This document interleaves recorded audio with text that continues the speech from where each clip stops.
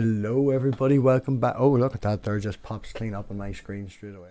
Hello everybody, welcome back tonight. We're going to do another open night here at the Pigsty tonight as a co-host, sort of privileged to have the wonderful Christopher Maute here.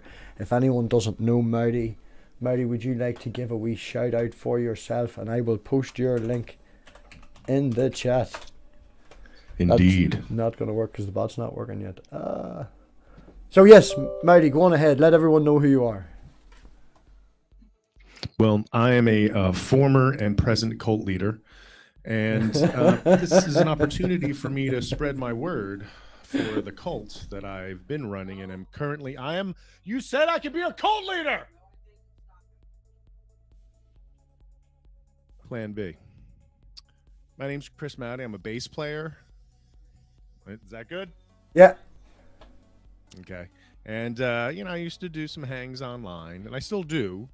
They're mostly on Sundays. They're usually like a dinner table, good and all kind of hangout. That's the kind of thing I do currently. I used to, in the old guard G+ days, have a hangout called Meeting of the Minds, which was an attempt to model the behavior I was hoping to see more of from atheists, because at the time, a self-labeled atheist, I saw a lot of other self-labeled atheists saying the stupidest, worst shit and behaving very badly. Yeah. So I was hoping that through titling it The Meeting of the Minds, my guests, who I knew I was going to disagree with, felt comfortable having an exchange where we disagreed without being disagreeable. And how long ago was that? From there, I kind of say that again. How long ago? That had to have been 10 years ago. Still trying. 10 years ago. We're still trying. Oh yeah, it still hasn't come to fruition. It's gotten worse. No. That's like my favorite ongoing joke. Every time I come back and do a hang or whatever, I'm like, hey, so how are things going since I left?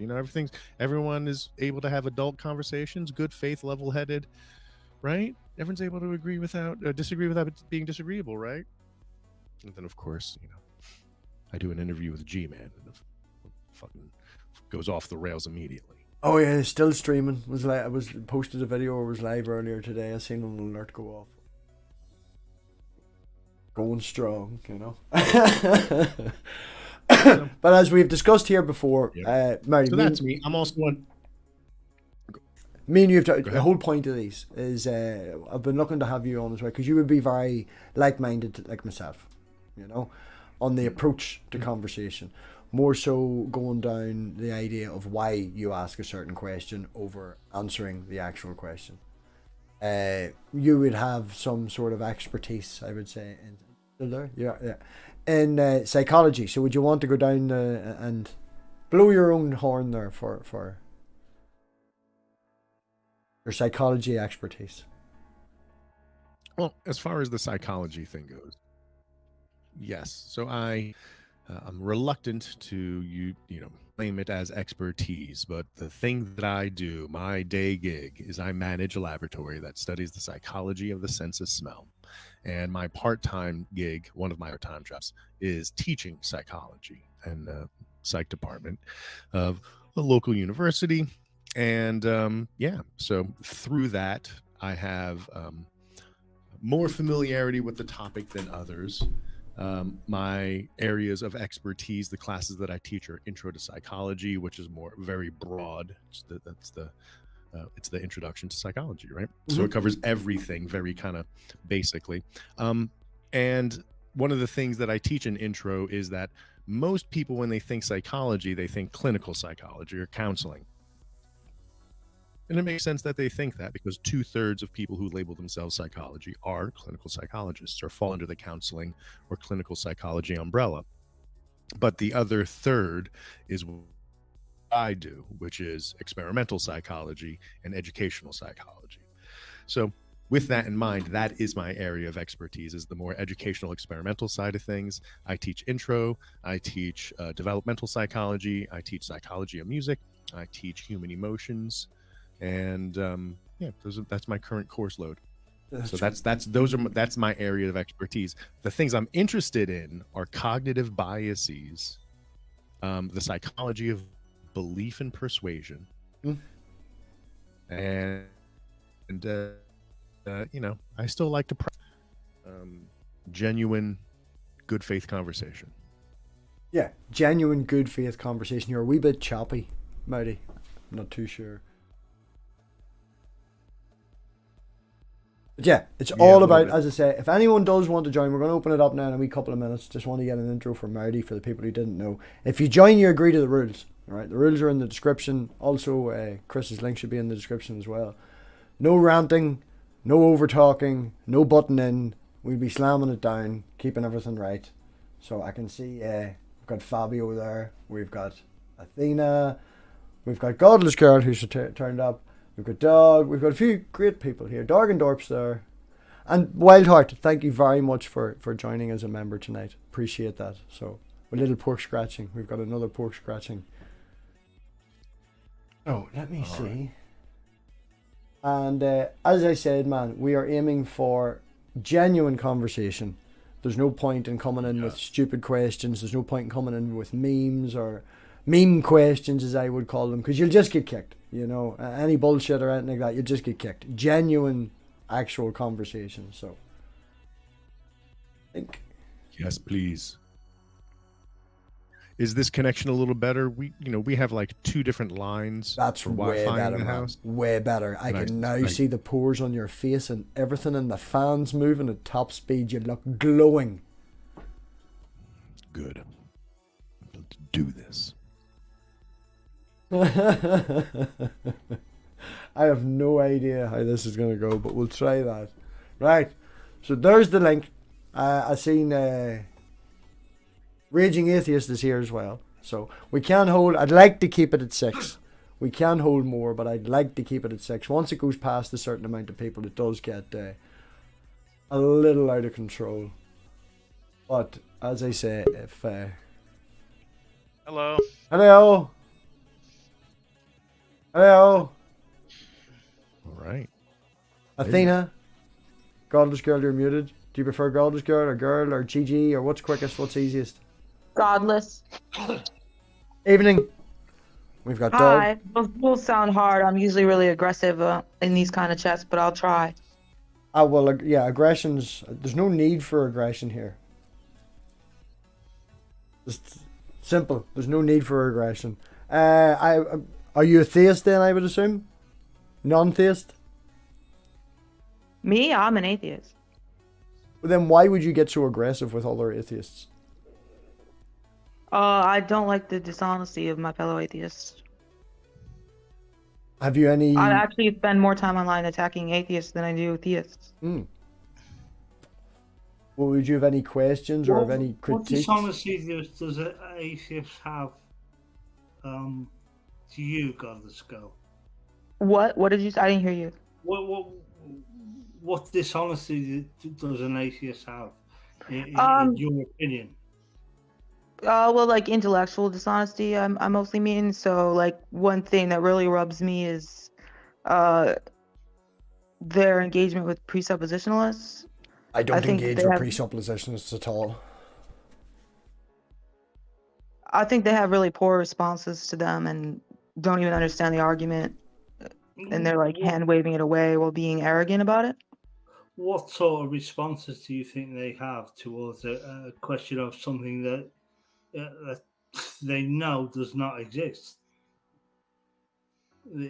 Every response an atheist has to something they think does not exist surely is a reasonable response to theists.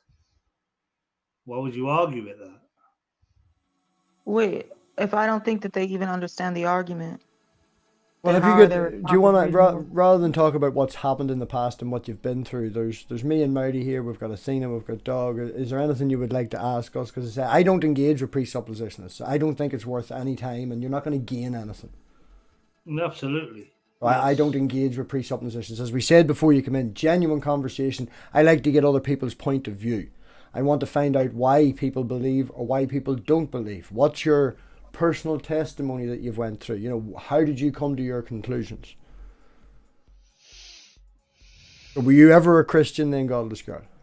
Oh yeah, I was a Christian until I was 19, but I like other Christians to atheists seem to have like a long conversion process, Mm-hmm. and like flirt with deism or ponder the problem of evil. Mine was just like happened in an instant. The first time it was posed to me that maybe no gods exist, I'd never really thought about it before, and I just like instantly So, that day became an atheist. so you never thought about it before. Did you know the term atheist before you converted? I must have, but I never gave it a second thought. So you would have conceptually become an atheist and not known technically that you were an atheist until later on then? Well, I thought like if somebody asked me, I would have said if I believed in God, I would have said yeah, and I would have like passed a lie detector. But I was never religious, never prayed or anything. But as you say, you had an overnight, that day you went from being a Christian to being an atheist conceptually. As you say, you didn't know the term. So what I'm asking is, there was a period of time that you didn't know what it was. You found out you were an atheist later. No, no, I knew what the term atheist meant, and just the first time it was suggested to me that maybe no gods exist, I had never considered it before, and I took a moment to consider it, and I realized, oh yeah, that's absurd. Why would anybody believe that a god exists? Mm-hmm. And then that was when you were 19. That's, I'm not going to ask your age or anything. Is that like 3 years, 5 years, 10 years, an approximate while ago? How long have you been an atheist? Oh, you can ask me anything. I was 19 and I'm 36 now. Mm-hmm. But I was like, I remained pretty dumb for a few years after I became an atheist, and I didn't get into the online debate community until years later. Like I've been around for about 11 years now on the debate community. Mm-hmm. I have to admit, Robbie, that I was 10 when when I gave up religion. I was basically kicked out of the Catholic Church. Mm-hmm. And I hated myself for what I did, and I just hated everything, and I was angry. I didn't even know the word atheists and theists until I was about 15, so 5 years later. Uh-huh. Since then, I know more of the Bible now than I ever did when I was a theist. Let's just say when I was a Catholic, I know more of the Bible now, and thankfully, it's. Just out of curiosity, Doug, right? Would you go? I'm not going to use the. Could we? Yeah, would you go as far, right, as saying that you would describe yourself as an atheist? Would you give me a description of your beliefs in one wee sentence? If not to be philosophical about it or anything like that, there, but if you could bring it down, and we'll ask everybody. Hello, Knock. Thanks for joining. To be truthful, mate. Yes, I'm an atheist, but I'm actually disappointed about that. I mean, I grew up with were staunch Catholic parents, and I went to Catholic school, and I got expelled from that school from the age when they were burying children, disbelievers. The Catholics were killing people. Well, the whole fucking thing. We're talking about the Irish laundrettes as well, Robbie. You know what I mean. 500 dead babies in one covenant. Yeah. Fortunately, I got expelled and moved to another school. I'm not buried in a shallow grave. You would consider yourself an atheist? It's fucked me up forever. No, it's made me a skeptic. I wouldn't say atheist, I'd say skeptic. Right. I'm skeptical that does God exist? I'm not going to say agnostic because it's got nothing to do with knowledge. I don't even know where agnostic comes from. And philosophy and agnosticism does not belong in religion. It's a binary question. And it exists, yes or no. Either he exists, or he doesn't. Right. And I'm not sure. And that's got nothing to do with not knowing. It's got nothing to do with with knowledge. It's got nothing to do with not being an atheist. It's just being what religion. That religion has fucked me up mentally. Short sentence. Yeah, religion has fucked me up mentally, and it does with a lot of children, a lot of people. Look at America, it fell apart. Well, we'll ask Midnight. Midnight, how would you describe yourself? Well, if we're talking about whether I ever believed or not, I when I was young, I went to Sunday school. I got my communion and confirmation, but I never really believed. It's right. It was just one of those things to where I was taught, and then I'm like, okay, cool. I got these things out of the way. Let me go play video games or something. Mm. Then I found the amazing atheist, which I mean, let's be honest here. The amazing atheist is the gateway drug to atheism. Nobody's getting the hang of this short sentence thing at all. Like. Well, okay, sorry.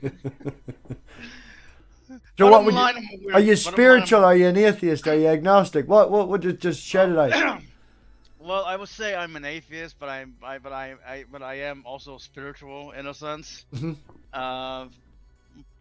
Yeah, I do think there's beauty in the universe, and the connectivity of of everything and everyone is definitely something to awe. To be like, wow, everything is connected, and I'm part of this big clockwork of energy swirling around, and I'm like, how do you come to terms with that?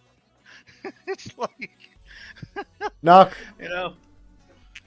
Okay, I see how it is. No, it's a short sentences. Nobody's getting the fuck. I cut dog off as well, for fuck's sake. This is watching MathPig wrangle everybody is more entertaining than listening to everyone's Just answer. I'm gonna- This is fantastic. Short God sentences. damn, okay, I see.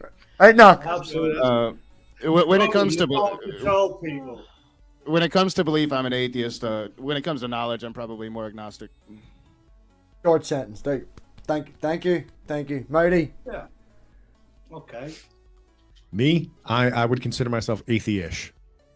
Atheist. Atheist. Atheist. That is a great expression. Atheist. Well, after many conversations with fucking Amber, I have we've slammed it down as I would consider myself agnostic. I live myself atheistic towards the Christian God. I think that's using agnosticism as not how Dog would take it, but you know where I'm going. I'm not going to have that definitional war. I like how specific you were with your atheism. Yeah, but Yes. Robbie, Atheistic atheism Christian. and agnosticism are not mutually exclusive at all. It's a binary question. Does a God exist? Yes or no? I can't answer that, but that's the thing. I can't prove he doesn't. And I have had so many conversations with so many Christians, and I would be, as anyone who's watched these panels, open to the point, holy God and holy fucking Jesus Christ above 420 atheist, actually his alarm went off and he woke up in Australia. It's 8 a.m. and he only had like 5 hours sleep and he got up. Well done, Sammy. This is where philosophy comes into. It's not philosophy, man. If I'm going to say to you, does not belong in religion. If I'm going to say to you, just muddies the waters of the question. I mean, does a God exist? Yes or no? right, well, I'm going to say to you, right, this is it.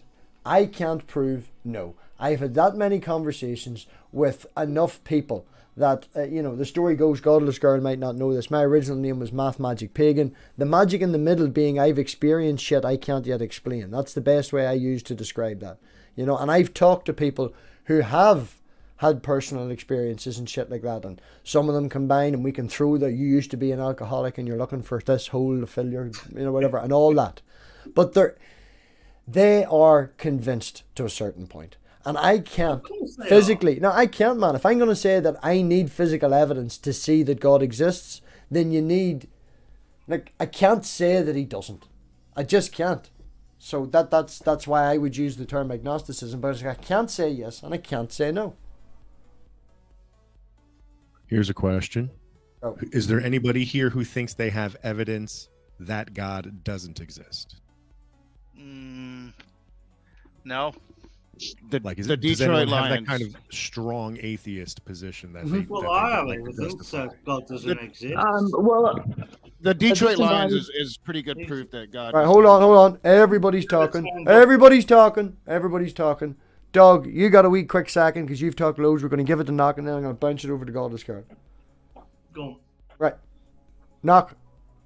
Well, I was just kind of making a joke, kind of as well. You know, if you watch the Detroit Lions long enough, you'll come to realize that there is nothing watching over them. So, Detroit Lions is my proof of no God. What are the Detroit Lions? Probably an American football team. 100 years of unanswered prayers is the Detroit Lions. Oh, Lions. I thought you said lines. Like, never mind. Godless Card. It'd be applicable in the 80s probably. The Detroit Lions. So You were going to say something to the answer of Maute's question. Or proof of no God. If a God's being defined as like say a disembodied mind that created the universe, then like I don't think you can. I think it's like kind of an incoherent concept because you can't have. He would have then created time, and you can't have a time before time. If you would define God as non-corporeal, consciousness without a body, and to you that doesn't make sense, would you lean towards atheism then? Where that concept of God doesn't make any sense to you. Sorry, I didn't understand your question. Atheism is the idea that the idea of a God makes no sense. Yeah, there's a word for that. I forgot what the word is. Yeah, atheism. Atheism with a G, I think. Yeah. And Steizor. I'm fucking Northern Irish. Ignore my accent. Oh, I think it's agnosticism with an I, right? In the spelling, I'm even worse. Can I say that every human being on this planet has reason to know that a God does not exist? You have evidence of a God. Well, it's not evidence. It's just that nobody has ever presented a God, ever. They've said that God exists, but they've never presented. Nobody has ever provided a possible, repeatable experimental test. Yes, I will agree with you to that point. But people have had multiple experiences. Yeah, but and I'm talking genuine people. I'm not talking fucking. I'm talking genuine people. Bipolar disorder. 93% of bipolar disorder people go undiagnosed forever, and bipolar can cause hallucinations. That's a big claim, though. It's not a big claim. From what you're no, okay, that's not a claim. Okay, sorry, what you said is not a claim, but the implication of what you're saying. Bipolar causes hallucinations, mostly auditory, so you hear things, but bipolar also has a spectrum. That bad bipolar, you can have visual hallucinations as well. I think you're talking about schizophrenia, not bipolar. But they are mainly the diagnosed ones. But 93% of bipolar disorder goes undiagnosed. Okay, but sorry, Matty's unmuted. Go on ahead, Matty. Wait, if it goes undiagnosed, go ahead, Matty. Thanks, Midnight. I just want to make clear the point that you're making, because if I'm going to argue against it, I want to have the best version of it available to me. It sounds like you're saying because 93% of people with bipolar go undiagnosed, that somehow that also translates to a large portion of the population have bipolar, right? And so there's a difference between... No, not at all. No. Just no, I'm going on about 93% of bipolar disorder. It's got nothing to do with the population whatsoever. You see the implication, though? I think Maudie got the same implication that I did from the way. Okay. That's why I'm asking the clarifying questions. If that's not what you meant. It's to do with the disorder. It's not to do with the well, could I just say, if I said like 50% of the people have bipolar. 90, no, I'm going to ask you a question, Doug, no, right? I'm just saying 93% of bipolar disorder goes undiagnosed. Okay, well, I'm going to ask you a It's got question. nothing to do with how many people have bipolar. Okay, the point's been made and it's Suffer been from accepted. bipolar. That point's been made and it's been accepted. Is there anyone in your life who's important to you that you would consider intellectually honest that is a Christian, Doug?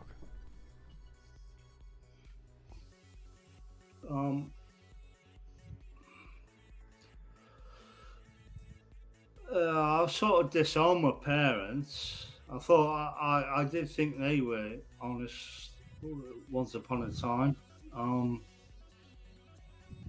But Not laughing I, at you, I'm laughing I at this. think religion made them dishonest. I'm sorry, mate. I think. I mean, I think yeah, sorry, religion to me is a hate cult. It's Right, well, just- the particular believe in religion that that, but the bullshit, particular they hate religion you. that they grew up in made them. that was Catholic. Yeah, they're staunch Catholics. It's like, man, I'm in Ireland. I know plenty of staunch Catholics over here as well, Of and course you religious, do. religious ones as well. Like, And I'd like to think that they were honest people. but you don't speak to them anymore. The point. No, I've sort of I don't know whether they're all like them. I mean, that's my parents. How bad is that? That's a shit life I've had. But my friend, the people I surround myself with now are well, they don't believe in Like, well, 900-year-old people and monsters and talking animals. Of course they don't. I mean, who does? Any grown-ass human being cannot believe in that. the point I'm trying to make is, right? The point I was trying to make is, I was going to say, would you cut these people out of your life? But as you say, you already have, for whatever reasons, it's because of that, right? Yes, definitely. Right. Well, So yeah. they- Well, the point, right? no, I no, still no. have, like, I would consider poor Granny would be Christian. She's my mother. She's very Christian. She's also a fantastic skeptic, and I wouldn't be who I am because of that. And just because, she accepts her version of Christianity, whatever it is. I call it spiritual Christianity. Robbie, can I just add that they weren't cut out of my life because of their religion. They cut my life because they were abusive fuckers. don't I know that? Horrible people. Oh. And I'm 53 now, so I've done okay. I'm married. I've got kids. I've got my house and my jobs, and I do okay. Just because my parents were crap does not mean people cannot survive through their lives because they grew up crap. I grew up crap, and religion, unfortunately, has left me mentally scarred, and I will be scarred until my grave. The point I was Sheol in Catholic and Hebrew. The point I was trying to aim with is completely lost now. I don't even know where it was going. It was. I do.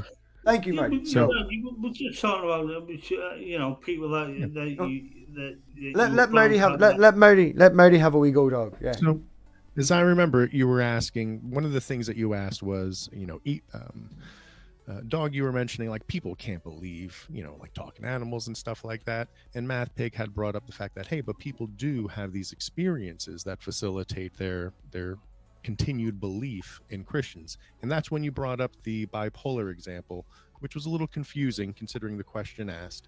But and then MathPig was asking you if you knew of any like intellectually honest Christians. And the answer that you gave was about your parents. And I'm sorry to hear that, they were abusive and the history that you had with that and how that reflected in how you feel about religion. But I think that where MathPig was going was, even though you were harmed by religion, are there people who maintain the religious belief that you can have honest conversations with that aren't threatening or toxic or triggering of your previous experience with religion? And Absolutely. do you believe them? I live And just to top it off with what it was, I now sparked it just as Mary finished me on that. And do See, you I believe? figured if I just brought back the things Yeah. we were talking about, it would be And- like blip blip blip. Okay. Do you believe them when they tell you they've experienced something?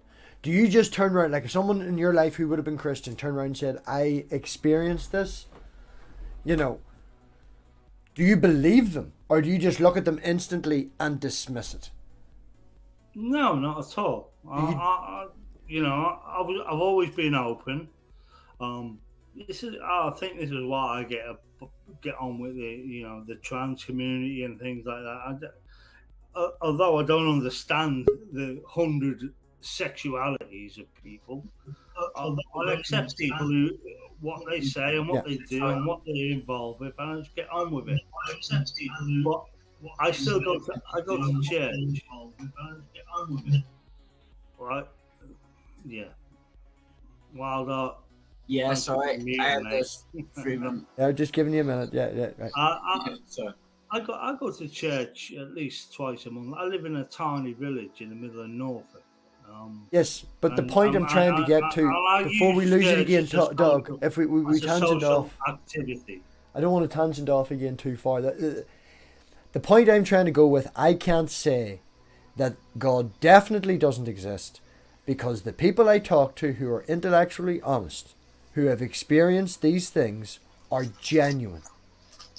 Yeah, And I they can't have say their it doesn't own, exist either. they have their own personal testimony, and I have experienced things which makes me believe what I believe, and that's my personal testimony.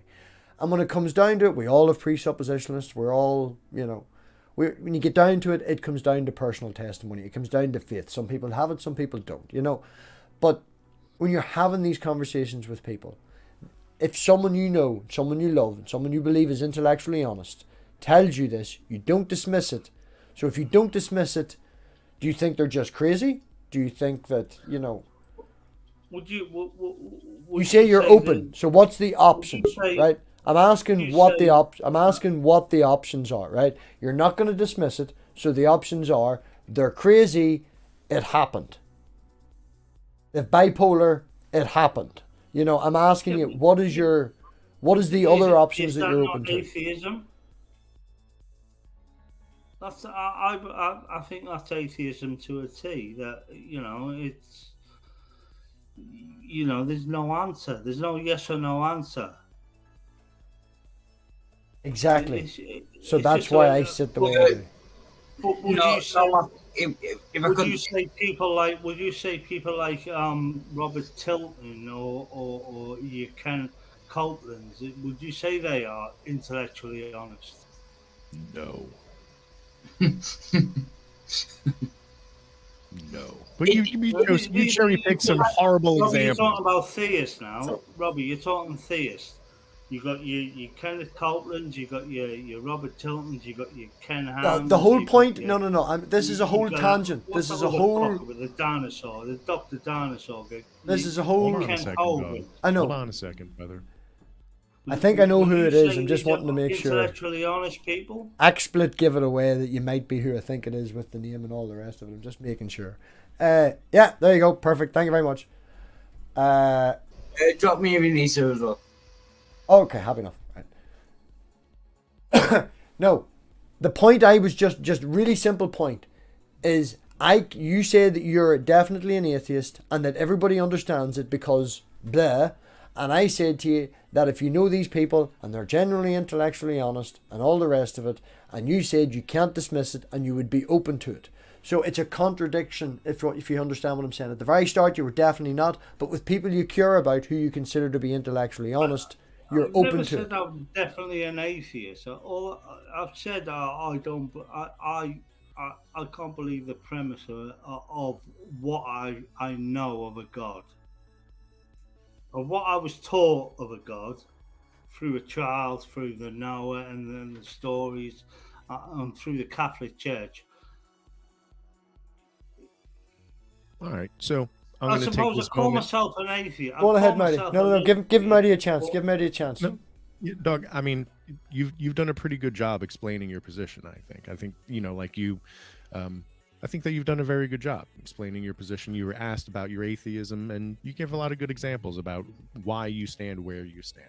But I did want to take this break in this pause in conversation to say we have some badass people in the side chat over here. We got Green Soul Sufi, we got Ox, we got Uncle Beck, we got Theoretically.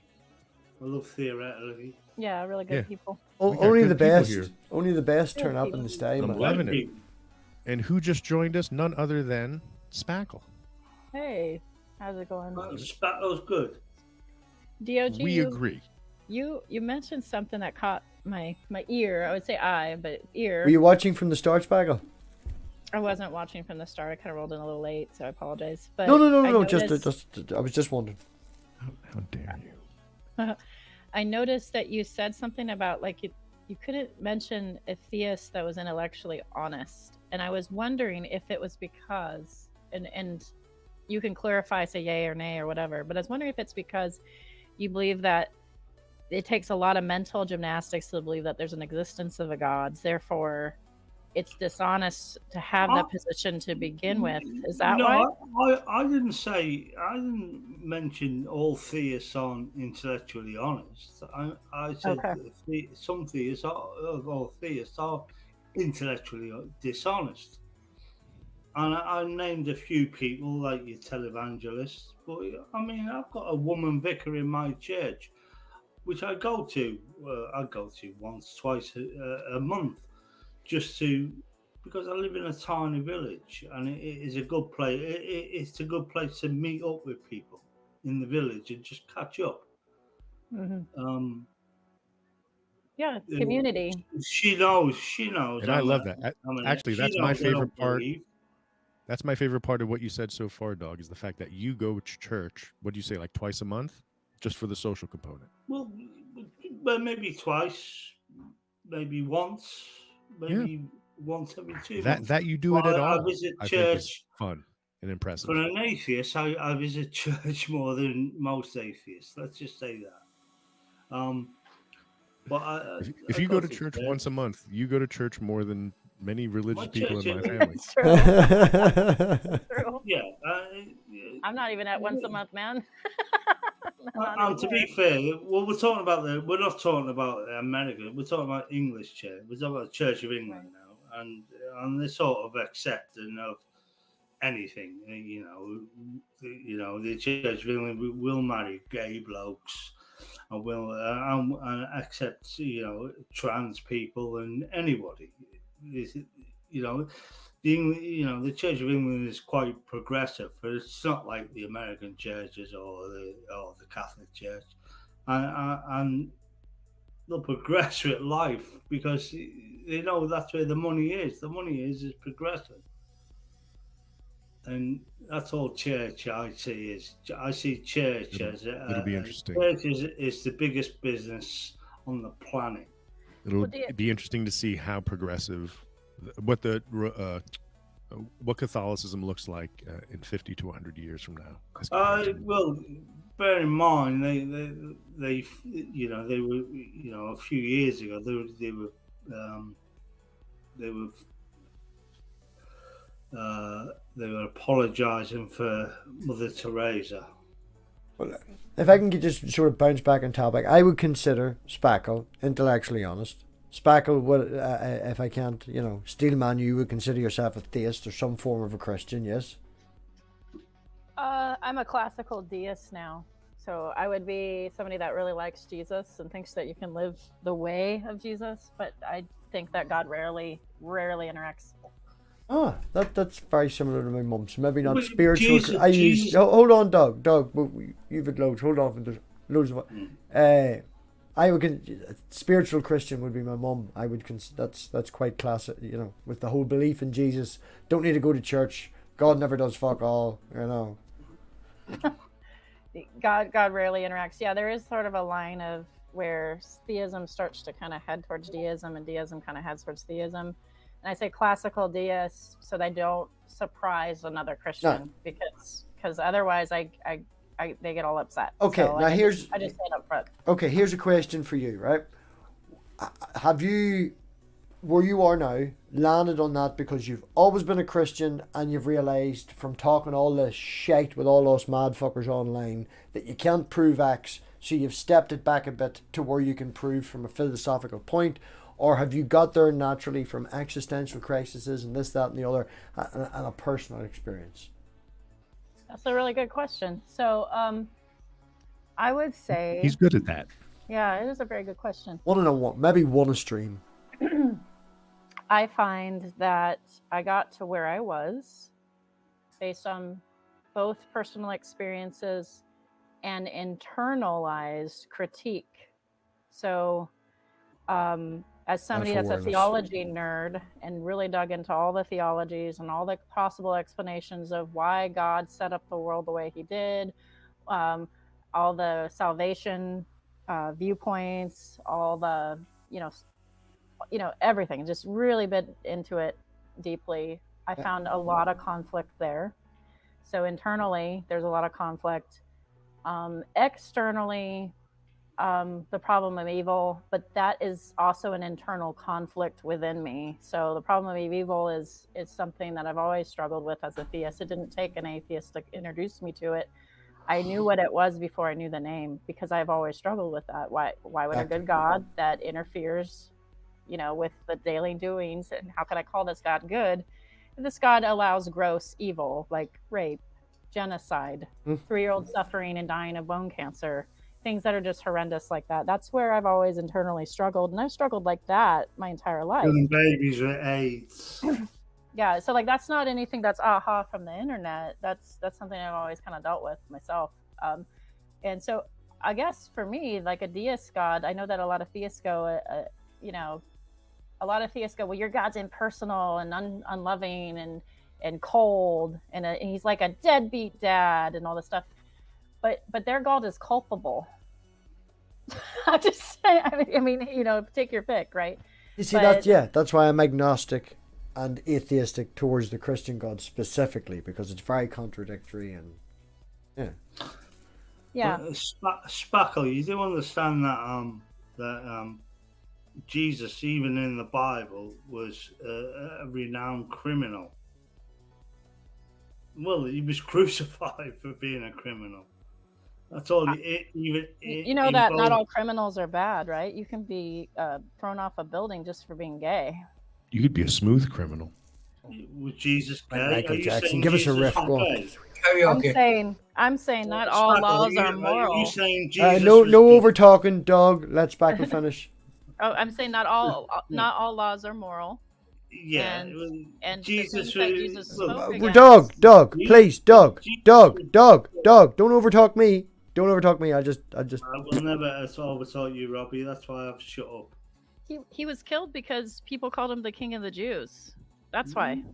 That is in Herodic law, but you got to talk about the Roman law as well. That he was an enemy. He was killed because there was given a choice between. He was an enemy of the state. He was accused of heresy.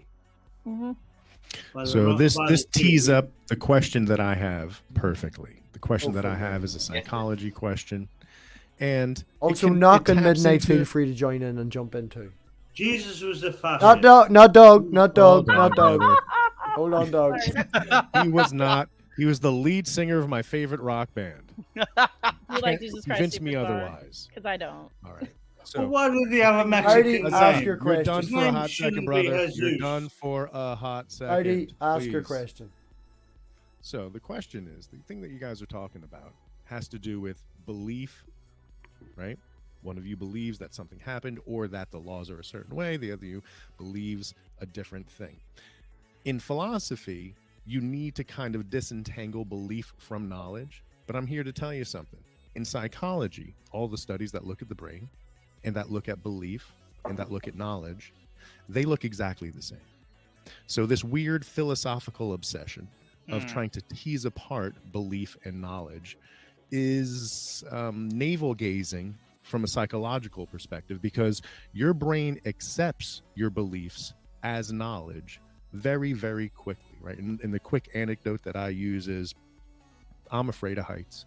And when I first tried virtual reality goggles, I tried the rock climbing thing, thinking I would start at the bottom of a rock to climb. No, I started 2 miles up on a rickety fence, right? And I was doing a demo in Best Buy, and my brain accepted that I was in danger because I'm afraid of heights. The guy giving me the demo, literally, as soon as he turned it on, he goes, "Wow, you really are afraid of heights," which you don't want to hear, right? Because I'm seeing my worst fear come true. So anyway, that's an example of your brain accepts different realities, beliefs as knowledge very rapidly and quickly, to the point where that distinction is philosophical at best. Go ahead, Midnight. I'm really. Okay, Wildheart, were you gonna go? No, I was going to ask, do you believe that knowledge is a subset of belief? Oh my god. Just asking. I agree with Maute. So actually, I believe that people choose things based on intuition and feelings first and rationalize things later. And I hate to say that, but I think that's the human condition in all things. I'm gonna ask: is Maute being sexually promiscuous, or is there a cat walking across the keyboard? Hey. Okay, I didn't even notice. Yeah, I see Oh, the tail now. Not mutually exclusive. Yeah, could be both. All right, Midnight, you had something to say. Yeah, I just wanted to say that we've actually talked about this before. How your brain doesn't seem to know the difference between an imagined event and a real event. That's why when you yourself put on the virtual goggles, like you knew you were in virtual reality, but your brain just your brain made you think that you were experiencing reality, and you were afraid. Yeah, You know what I mean? That's always fascinating to me, and I'll keep it short because MathPig, MathPig wants to keep it short. Keeps things moving. Yeah, I know. I just have a lot to talk about, as you know. There was you mean both. The one time I went out with the mates, and it was back in the 90s. If any remembers PC gaming when Unreal, big massive of how it was with the new Quake gaming thing, whatever. I went out with the boys, had some vodka, had some whatever, and came home. And the next morning, I remember I woke up, I told my man, I had a fucking mad dream last night. I was in Unreal tournament. I was as bad at it in the fucking dream as I was in real life. I ended up getting splattered over the wall and all this. It was fucking intense. And she was like, no, I had to carry you up the stairs. You threw up on the light switch in the hall. That's what the blood splatter was. Go and fucking clean it up. Our brains can fill in gaps and fill in spaces. Wait, I gotta ask you that. Did you dream you were actually part of the game? I woke up the next morning, and from what I remembered the night before, my brain had taken me falling up the stairs and being shouted at and arms waving as guns and from my mother drunk and all that. My brain had reinterpreted that into, when I woke up the next morning, I thought I had dreamed an Unreal or a Quake game or whatever. I'm saying the actual experience. Now, again, there's alcohol involved, but from what I had, when I woke up and I thought it was a dream. It's our brains can warp and change things. I remembered the dream. I was like, this happened, and this happened, and this happened. And she was like, no, that was me waving at you. That was you throwing up on the light switch. Go and clean that. It's... Right. I concur, because the weirdest dream I've ever had is... Let Wildheart, Doug, let Wildheart has to talk. I could only fly a foot from the floor. Couldn't fly into the sky. I could just fly along the pavement. It was just the weirdest dream I've ever had. Very limiting. You were limiting yourself from massive power. Let Wildheart was trying to talk. Yeah. Can I just ask again why is knowledge a subset of belief? I don't see why that's a stupid question. I think it relates to what Maute was talking about. Guy at work today didn't understand that, but you did see what I typed in your fucking live stream. He called me as, what was it? As something to do with water. What was it? As unstable as water, as the Bible says. Somewhere in the Bible it says, I'm as unstable as water. Well, I was like, you sound like a flat earther. And he goes, how do you mean that? And I goes, well, flat earthers say that water always finds its level. So depending on who you ask, I'm either perfectly like this or I'm fucking mad, Can I answer Wildheart's Yes. thing? Go. But you know, Yeah. the whole knowledge and belief, as Mauri said, Yeah. there's no distinction between the two within the brain. No. You know what I mean? You hold Th- on. You know what? Sorry. All right, you can talk. You want to talk? Go ahead. Sorry, I was no, trying no. to explain something to you, but No, No. don't just Go- godless. Go go- midnight. I'm just he'll mute. There you go. Just finish your point. Don't have a Okay. flip. Just finish your point. no, I'm not having a fit. I'm just. Just finish your Okay. point. That's what I'm trying to do. Basically, as Mauri said, within the brain, there's no difference between belief and knowledge. It's the same thing. Your brain, your brain interprets belief as knowledge. This discussion of belief versus knowledge, or knowledge of the substance of belief, is just philosophy. You know what I mean? It's interesting. It's interesting to argue, but it really doesn't do anything. But yeah, but I was just asking Maute whether he thinks knowledge is a subset of belief, or whether it matters, or that was the question. If Mauri, you knowledge wanna- is a subset of belief, Yeah. I think that philosophically that's how it breaks down. Is that how it works? I don't Is think that it how you does. understand it, babe? Is knowledge a subset of belief? I don't think it is at all. Oh, right. I'm gonna ask your question, right?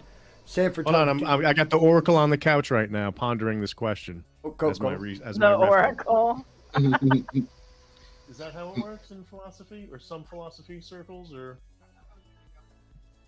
That knowledge is a subset of belief? of belief. Yeah. It's not the other way around, man. Is it If not you the other guys- way around? That belief guys is a don't know subset the of knowledge? oracle. Yeah, belief No. is a subset of knowledge. No. No. Yeah, Knowledge the is other a way around. subset of belief. No, Yeah. no. I've heard that before. It's belief. It's belief. Yeah. You can believe something, but for you to know something, you have to first believe it. So it's belief Yes. is a subset of knowledge. Yeah. Okay. You Yeah, that can't- makes sense. You can't. Philosophically, that makes sense. But as it- far as neurologically, right? It's the same parts of your brain light up when you think of something you believe in. Then I I feel like something a wee you know. monkey. I want to ask a question. Yeah, But yeah. Maudi, Oh, I love it. I get so you first, MathPig, and then No, I'm no, gonna no. I'll throw it give to you, Spackle because Spackle. this is stuck in my head, so I'm grand. I'll not forget. okay. All right, yeah, and you're the host, so fuck you. So this is just a ping off of you trying to understand. So you ever notice like you might believe something or know something and it's like super hardcore no, or you think you know something or you feel you know something. In psychology, do they acknowledge that there's a difference between how solid your belief is or your knowledge is versus Yes, how absolutely. like do you see what I'm saying, Maudi? Well, that's just confidence, isn't it? Amos, my man. Can I just Well, hold on a ask second. that Let me and I have a- Spackle Right. finish this thought real Yeah. quick. Let me that and I have Spackle a finish this thought. PhD? Yeah, I know. Hold on, Hold on Doug. one second. Doug, please. I really don't want to be rude because I'm very friendly with you, but I have to treat everyone the same, and you've been over talking an awful lot. So if you could just let me. Well, I have a PhD in psychology, so Excellent. Excellent. Just I would just as does Marty. just putting that out there. No. I do not have a PhD. Oh, okay, sorry. Marty teaches psychology though, and you. I bet Same it's sort of a thing. I master's. teach it, yeah. Yeah, same sort of feel. I'm just saying, let them finish their thought, regardless of So, what anyone and- has. So I'd love to fold you into this Yeah. conversation. Get a three-way So going. we'll get to your contribution after Spackle has to say what she has to say. Okay, I'll just reiterate. I was wondering, like you said that it was just confidence on the degree of how confident you do believe, or how solid you are on this belief or your knowledge. So like if you go, I know that I know it, I know it, I know, and it's like super like solid, it's unshakable. Yeah, that just seems like certainty, doesn't it? Which Okay. is a confidence variable. Is there anything in the brain that lights up between certainty and belief that isn't as certain? Oh, that's a great question. I honestly don't have any information about that. I don't know. So, Dog, do you have any experience in this particular field of psychology of belief and knowledge versus belief and belief formation and stuff? Sadly, Mo, I went into advertising psychology, so I'm basically a marketeer now. Well, I have to say, I Can still I ask do. my That's question then if that it's is on an- topic? I am made of questions right now for dog. All of a sudden, I did. I'm made I of did questions. study. I did study into family and child psychology, and got through that, but was I was can. forced into where the money was. Okay, so the hold on. six-figure What's that money math was. big? Right. What's that math big? You described earlier. I think the phrasing you used was teaching emotion. I teach a course called Human Emotions. Human emotion. Yeah, I think the phrasing you used was teaching emotion, and I sort of smiled at it because I was like, "How does one?" Anyway, right? Oh yeah, that's. I was at a picnic the other week at my brother's house, and I said the same thing, so I must phrase it the same way. And one of the guests was like, "Can you teach me how to have emotions?" I was like, "I will give you the package deal. I'll give you all of them." Right. Don't throw me off. I'm going to forget. I've had to write it down. I've written. Hold on, dog. Don't know, dog. I've had to write this down. You've interrupted that much. I had to write it down. I nearly forgot. Okay. Go. So let me just Go. finish. Okay. Earlier on I'm Wild ready. Heart stream, right? Wild Heart is a wonderful magnet of all different types of people. Okay.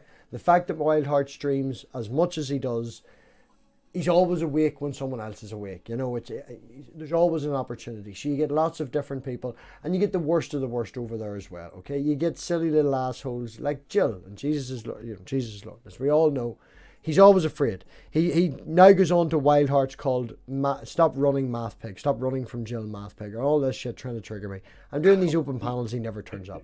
Point is, he said to Wild Heart and 420 today, his argument was, when they were discussing love, he was describing love from the Christian point of view, and Wildheart and I think mainly 420 were making the point that it's a chemical thing that happens in your brain. You know, the emotion of love is a chemical thing that happens in your brain.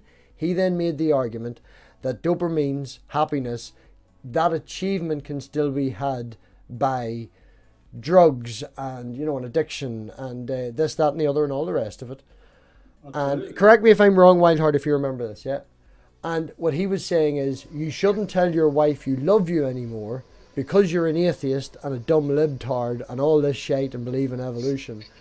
You know, you shouldn't say to your wife, I love you. You should say to your wife, you turn my dopamines or trigger my dopamines, you know. And he was coming at it from that sort of I point. love your oxytocin. Yeah, that sort of shit, right? So, Marty, where would you go with that argument? Because he has made it a few times, and it would be good, Wildheart will not remember it, but we'll have it on recording. So, where would you go with that line of argumentation? Oxytocin me, baby. Just follow that up with an "Oh, Daddy," and I'll send you a DM. So I am made of opinions about human emotions. Bring it on. And there is no, and I'm gonna try to bumper sticker this stuff, because the way that you ask the question kind of is a little bit of outside of how I understand emotions. So let me just take 1 second to explain that the way that most people think of the garden variety emotions is not actually how emotions work. Emotions aren't things that are inside us that are responses to stimulus on the outside. They're actually constructed psychologically. Let me rephrase this.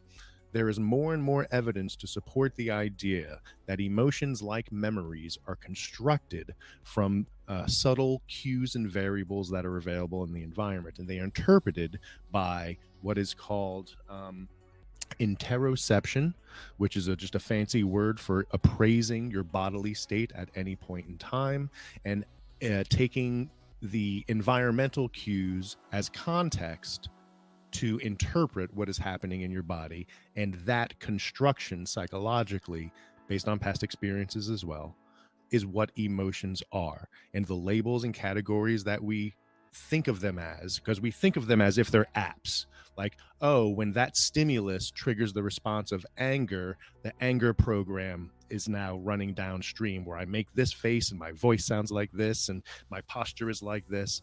That's not how it works. It is how it works in our culture, but the app approach, the fingerprint model of emotions, where this emotion, sadness, is a different fingerprint than happiness, is a different fingerprint than anger. More and more contemporary evidence is showing that's not how it works. That aside, let's now answer the question that you asked. Not the answer. That wasn't the answer. No, that was the That's the setup. build up to But- the answer. but- Right, go on ahead. But based on that, we can now look at love To specifically. be fair, Maute was right. He is correct. That's how emotions work. Right. And they don't work chemically as Wild Heart thinks they do. They do not No, work it wasn't chemically. Wild Heart. It was. Just let Mary finish. No, I did claim that love was a chemical reaction. Okay. Okay. Right, let Mary if I finish. was- Chemicals are involved. Let, Unless it's heroin, cocaine, or whatever, then fair enough. Then I just want to add it. can be. oh, it's quite all gone out of strong. control. It's out of control. Just I've want lost. to add I've one lost small control. thing in here, just to say, love is like oxygen. You get Love is too like much, you Simon's get Funk. too high. Not enough No when you fucking don't. karaoke. No karaoke will get you quick. Karaoke will get you kicked quicker than interrupting. I need to put that in the rules. Oh, Right, dear. let Marty finish before he loses his trail of thought. So speaking of love, I love Simon's Funk, and I also we all? love the endorsement I just got from Dog. Thank you, brother. All right, moving on. Let's apply it to love specifically. So while there is a chemical aspect, a layer of chemistry that accounts for the feeling state, the interoception, the release of the chemicals and the hormones that have downstream effects of heart rate and breathing rate and how that feels experientially and how we interpret it based on the environment. But love isn't reduced to that. I would say to that argument, you're being overly reductionistic. And in doing so, you're misrepresenting how I interpret love. Right. So what is extra to love than a chemical reaction? What is the more? What makes it love more so than a chemical reaction? Is Yeah. our The fact right, that if I can't if describe it is the re- what makes love more than a chemical Right, what I reaction. put my hand up for hold on, what I put my hand up for is I want to ask you a question. If I can shorten what Marty's saying and sort of steelman it in a paraphrase and tell me if I'm All right, don't off right from my Careful, understanding. practice make it. it into a Practice big it. old fucking sentence, Robbie. Just get on with it. We sure. Oh, I can't. My assholeness is rubbing off on people. I fucking love it. Right? Midnight shut me down. Dog shut me down. Knox over in the corner just waiting for his turn to call me an Irish spud or something here now in a minute. Right? I don't drink or I'm off all my medications now, so I don't cut people off anymore. Right, before I lose my train of thought, in a shortened version, emotions are a combination of external stimulation with chemical reactions in our brain that we internalize to deal with what's going around us and deal with what's going on. So that expression that I feel towards you is due to what's happening, a wee bit of chemicals, and how my brain sorts shit to make sense of it. I like that. Can I practice it one more time? So the way that you said it inspired me to kind of rethink it. I would say that Better language, in I the don't speak too good. in the pie chart of emotions, the chemical response is merely a sliver. The rest of it is taken up by things that aren't just chemical reactions. So if you were just to remove that sliver and say, this is what emotions are, you're misrepresenting it. If you're going to argue against what I consider love, you need to take into consideration everything in that pie chart, which in addition to chemicals are neurotransmitters, the experience of what's happening before, the experience of what's happening in the environment, what has happened before, which is the top-down approach, which is, your expectations shape what you're going to feel, right? Have your expectations been deviated from, or have they been matched? Is this experience happened before? Have you felt about it in the past, right? So I'm blabbing now, but all of this fits into emotion is a pie chart with many different components, of which the chemistry is just one. Can you just say, Let Wildheart respond, and then Doug. Let Wildheart respond to that because he was directly talking to him, and then Doug, you can have the floor, and then I'm going to bounce over to Samos because he hasn't had a chance to say anything since he got in. And hello, Savage Minnow, for turning up for the stream. Cheers, mate. I accept that. I was basically guessing at it, so I accept that answer. That's a great answer. Thank you, Doug. That's perfectly fine because a lot of people think of love as the oxytocin response because that is a connection thing. But like when you look at oxytocin, it's actually way more complicated than just when you hug somebody, it releases oxytocin. Oxytocin makes you feel connected to people that you are in your in-group. You can also have a surge of oxytocin around somebody who's not in your in-group, who's in your out-group, and you do not feel connected with them, right? So to universally say that oxytocin is the hormone of love is kind of a misnomer when you look at it. Same thing with dopamine. Dopamine isn't released when you get a reward. Dopamine is released in anticipation of getting a reward. If you're told that tomorrow you're going to get $1,000, that's when the dopamine hits, not when you receive the money. The fact that you said right? you can get so that each hit. of this folk psychology of how hormones and neurotransmitters work, there's a hint of truth in there. So I can't blame you for having that hint of truth and relying on it. But of course, just like anything, as soon as you scratch the surface, it's like, it's not that simple. If I can just, before anyone jumps in, this is why you let Jill into your streams for 20 to 30 minutes at a time, because you're getting the same dopamine hit as someone who's in love, but you're not making a connection with him. You're just anticipating some drama and some attention, and you use that against him the next time he brings this shit up. You use that argument. You tell him that no, but don't use it from your Wildheart. Don't use it from your point of view. Use it for his point of view. You said to him he is getting a dopamine hit now, the exact same as what he does when he says to his wife he loves you, because he's in there and he's laughing and he's having a great time. So you tell him he's chemically having the same effect, because the things he was talking about, the R word and stuff earlier that he was making reference to, you turn it round against the fact that he's getting the same hit for coming onto your channel, that will make an implication to his mind where he'll freak out and just run down that route and trigger him. Now, Simos. Hello. Okay, so I guess I should. I hate really Dog just say a couple of things. Firstly, about love. Yeah, I think there have been in music, of course, there are many, many great songwriters that write about love. It seems to be a staple for creativity.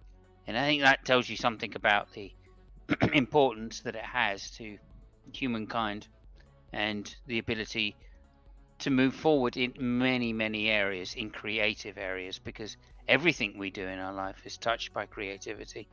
And at the foundation of that, I think, has this emotion that we call love, whether it be some anticipation or some sense of comfort. I think that's the main one that I would put.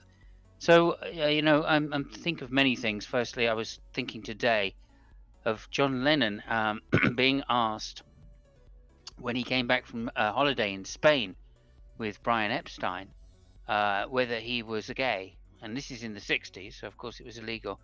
And the only thing he said to this is, obviously saying yes or no is, a bigoted thing to do almost, right? And so he actually replied, there's not enough love in the world, so who cares?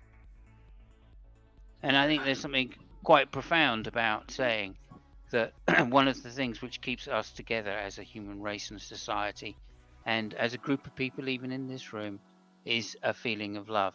And I don't think that the word can be overused, mainly because we have such an intrinsic and natural relationship with it, and it has many different levels. So yeah, to say it's one thing or one thing only, I think is really naive. And then the second thing also I'm sorry, you're in the middle of something. No, you go ahead, Simon. I jumped in the middle. You go. Finish up. I think I've said look the at point. The love. Look at the point, love and respect between the two old friends. Oh, I love Simon. Everybody's been ignorant and talking over each other, and Marty's like, "Oh, sorry." Can I just? Yeah, go ahead. Comment on what I've said first, and then I'll say the second. Well, no, Dog, hold on. Which is less important. Thomas Fong, you are correct. Maute, you are correct. Both of you are correct. And there's no chemical reaction to love. I don't believe there is. It's all to do with attraction. There's people who like, there's people who like, feet. There's people who like women in I like my feet. Yeah, but love is an objectification or fetish, right? That's different, right? Whatever, whether it's objectification. I was actually going to slightly disagree with myself at this point. There's a love there, and love is in. Well, it's an individual thing, I believe. It's to the individual. They love whatever they want to love. And Back and I sent you attraction- DM in Discord and Wildheart up love, next. love is directly is directly related to attraction. And attraction, I believe, is whatever you like. Well, that relates to the point that I was going to bring up, Dog. So hold that thought for a Yeah, second, and this let's is let what Simus makes- finish his second point. Let's let This is Simus what finish that made second this point. world what it is, full of this trans and all Just this. let Simos. Yes, Simus, you go Please, ahead dog. and I finish don't that want to be second point. ignorant. I don't want to be ignorant, dog. Please, Simos. Second point. Go on, Simus. Go on Okay, then. thanks. What are you Okay, so the counter to that, I mean, that's the creative side of the word, as I understand it to be, and you know, as a musician and songwriter, I've certainly drawn upon that sense of something greater than myself, which I call love for humanity, or love for, you know, my morals, come from that, stem from that. My inquisitiveness for scientific endeavor comes from that. But I would also say that this is an extension of human understanding of love. And of course, it goes through species, animal species as well. So there must be, at root, I would imagine, a chemical component. And I'm reminded then of Patricia Churchland, who did a study on oxytocin of prairie voles and the different types of species of vole, which some had oxytocin, one type of oxytocin, or I should say a level of oxytocin, which led them to have individual relationships for long periods of times with just one vole, and some had short-term another species had short-term relationships, which led them to have multiple relationships and become a more matriarchal society as such. And I found that was quite interesting, because it does point quite conclusively that when we get together to procreate and have families, that there is a strong chemical component to it. Right. Thank you. And he bows his head. All of that was fantastic. Sorry, Spackle had to bounce. There's a wee fundraiser that she's bouncing to. Yeah. And I love Speckle. Simon, can we find your music anywhere? What are you posting? No. No. You go to my web. If I you go can, to just my I'm channel, I'm it's deliberately there. gonna interrupt, because if I don't get certain thoughts out of my mind, I forget them. All right. Just the way my brain is. If I don't get it out within a certain time, watch me and Richard. Watch me and Richard. We should do it. You see, you're trying to stop me, dog. Marty, when we were discussing earlier about the, I would personally love just a conversation with you about that. Just me and yourself about that, because that would be, of course, that would be very interesting for some shit. Knock, I am dying to hear with what you've got, your opinions. You said nothing, brother. You have said fuck all from the very start. You've been sitting and watching. You're the soberest one here, probably. Had nothing What the hell is intoxicating. going on? No medication, no nothing. So from an outsider's point of view, it's a different world. Well, Congratulations. Oh, thank you. I mean, I'm on one medication still. But it doesn't mess me up like the other ones did. how's the leg? The leg It's doing? been Is it a better the few weeks of for the me. leg of the knee, or Yeah. It's my it's both of my legs. Yeah. The bottoms, especially my left heel has been the main issue. When it comes to like psychology, I'm not too up on it. I definitely trust Maute there with his analysis of where love comes from. I was like really interested where the conversation started. Because all of this kind of branched from accepting like personal experience from Christians and stuff. So it's been interesting watching this conversation kind of evolve in the way that it has. I'll say, like, when it comes to like emotion or love or any of that, I think that understanding is the emotion that I'm trying to find, whether it's love or hate. I think I've often delved too much in those raw emotions. And I'm more interested in just trying to understand and kind of get away from that emotional side of myself at this point. There's the magic word, understanding. That's it, man. Good on you. Self-awareness is key. Being aware that, you know, sometimes you interrupt people like I do an awful times. Being aware that you overtalk, and being aware that you do some certain things. Being aware that you know that you're doing it means that you can have the opportunity then to go, right, I've done it again, I need to step back. That's 3 times. I usually do it 5. I'm doing well tonight. And you get to that point where you can take your bad habits and take them things that you, probably more personally, you know, a lot of people may say things, but personally about yourself and improve upon yourself. Yeah, that's where my focus is right now. Is you know, looking at myself, but also just understanding the interlocutors. You know, like here in America, we have these situations right now. You know, theism is on a rampage. They're trying to take their power back. They're trying to get control. So a lot of what's happening in America seems very religious based. Yes. Yeah. So having a handle on my emotion is going to be vital moving forward. You know, like, I don't know. It just seems like a dangerous time right now, and I think that understanding. Well, what's your strategy, man? What's your strategy? Well, trying to be a bit calmer. That's my main goal. That's not an answer. So what's your strategy for that? Well, you know, let's get down to brass tacks, brother.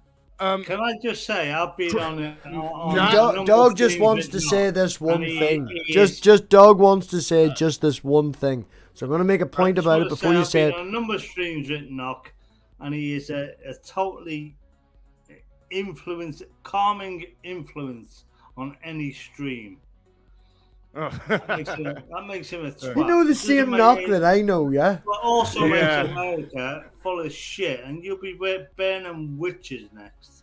What's going on with America? In retrospect to what Marty's saying and what Knock is saying about controlling your emotions and stuff like that, I don't know if anyone... Knock is totally cool. Right, this is looking... I appreciate it. With Knock, and okay, he is a common influence on any stream. Okay. I've had some moments. Controlling your emotions, I think, is a very important thing. I always said... Yeah, and that's it. Like not controlling, managing. Well, yeah, like managing myself, but also, you know, not speaking up when I don't know it. A lot of times I'll just talk, and it's like, you know, it gotta rein that in. But like I said before, understanding your opponent. Stop seeing them as enemies. For a long time, I saw everybody as an enemy. For me personally, I have to stop doing that. So, and that comes in just with understanding myself, understanding those that I deal with, and I think that's what I'm focused on, just personally. I would always have said, if you control the mind, you can control the body. You know, it's made you a better person, man. Sort of like a shorter version. There, quite recently, as I did this here, the safety function on the hedge trimmer failed, and when it fell off the shelf, I fell off the windowsill. I reached out and grabbed it, and you have to have 2 hands.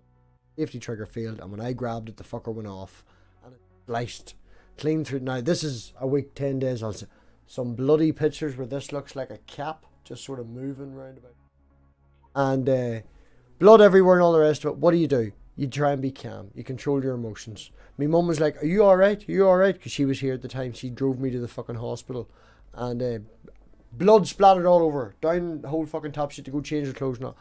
You need to control your emotions in a situation. It's best to think logically, and I don't want to paraphrase that or whatever. Now I'm realizing how high I am, so I'm going to stop slobbering. No, you're a quality guy. Man. All good. So I have something quick to add to this. Yes, Marty, I was going to bounce to you. This is why I have co-hosts. Excellent. So real quick, it seems that we've touched on something that everyone can relate to, or at least has an opinion on, because I'm seeing some really good stuff in the side chat as well. I'm Savage, welcome. Of course, haven't seen you in forever. You're making awesome contributions. Maya, I see you. Don't think I don't. And yes, so here's what I have to say.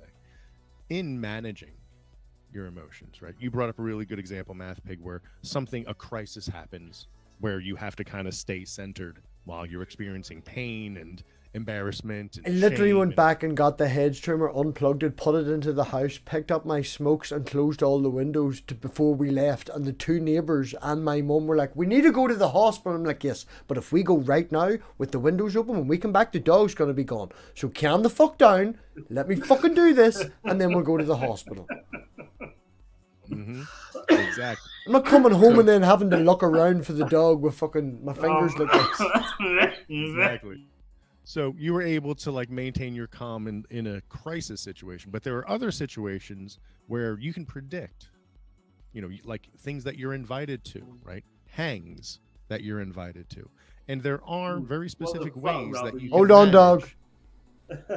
There are specific ways that you can manage, right? And this is just advice, of course. I am not, to be absolutely clear, I am not certified clinical psychologist. I'm not clinical at all. I just do experimental psychology. But in teaching about human emotions, I do have access to theories and models of how you can manage your emotions in situations should you know that they're going to be evoking of emotions, right? The first is avoid the situation. If you're invited to a hang that you know is going to make you feel a certain way and you don't want to feel that certain way, don't fucking go, right? If it is a situation where you're obliged to be there, the next step is to prepare to avoid the things that trigger the emotions. So if there is a way for you to guide the conversation away from the thing that if you have to be there, attempt to guide the conversation. Enhance your calm, John Spartan. How would you know that the thing that you invited to was the thing that you didn't want to be invited to?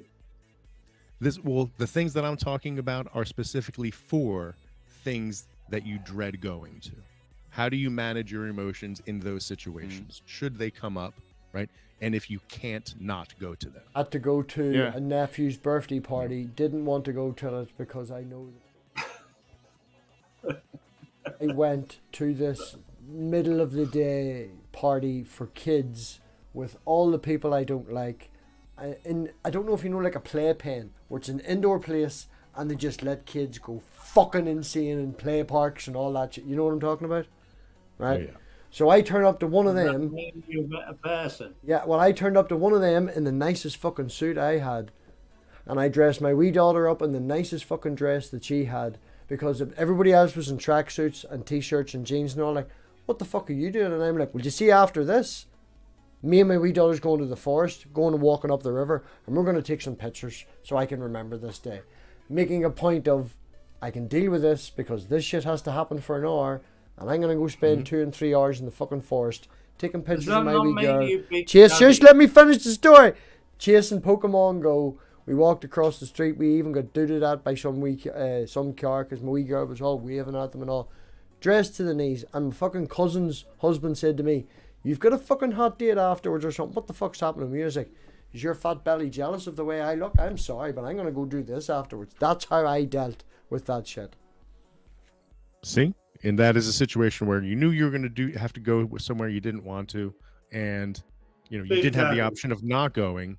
And you had a strategy for dealing with it. I planned to do something more fun afterwards, and when people asked me, and I deliberately made a point of standing out by wearing a fucking suit. Fuck yous all. I wore a boiler suit all day long. My elbows are fucking black. I'm dirty all day long.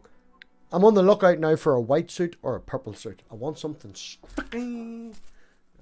So let me finish up this list real quick. So the thing that you did is that you were able to avoid or you were able to manage the situation to deal with the emotions that it evokes. There was maybe one. That would be like the third level. There was one or two incidences during that birthday party where I felt uncomfortable, and how I dealt with feeling uncomfortable was knowing that in 20 minutes or a half an hour, when this shit's over, I go get to spend some fucking amazing time with my daughter. So this shit don't matter. Awesome. That's how I dealt with that. And that's like a combination of the last two. One of them is if you can change the environment or change what you're doing in the environment to not have to deal with the emotion. And then if you can't do any of the above things, then have techniques available for actually dealing with the emotion that you know you're going to be feeling, right? And that could be something as simple as if you practice mindfulness meditation, having breathing exercises, simple things like this, mindful moments, So there is a hierarchy of things that you can do if you feel like you're with your new sober life, and I'm specifically talking to you, Knock. There are situations where your emotions are kind of a little bit more volatile than you'd like them to be, and you want to avoid that.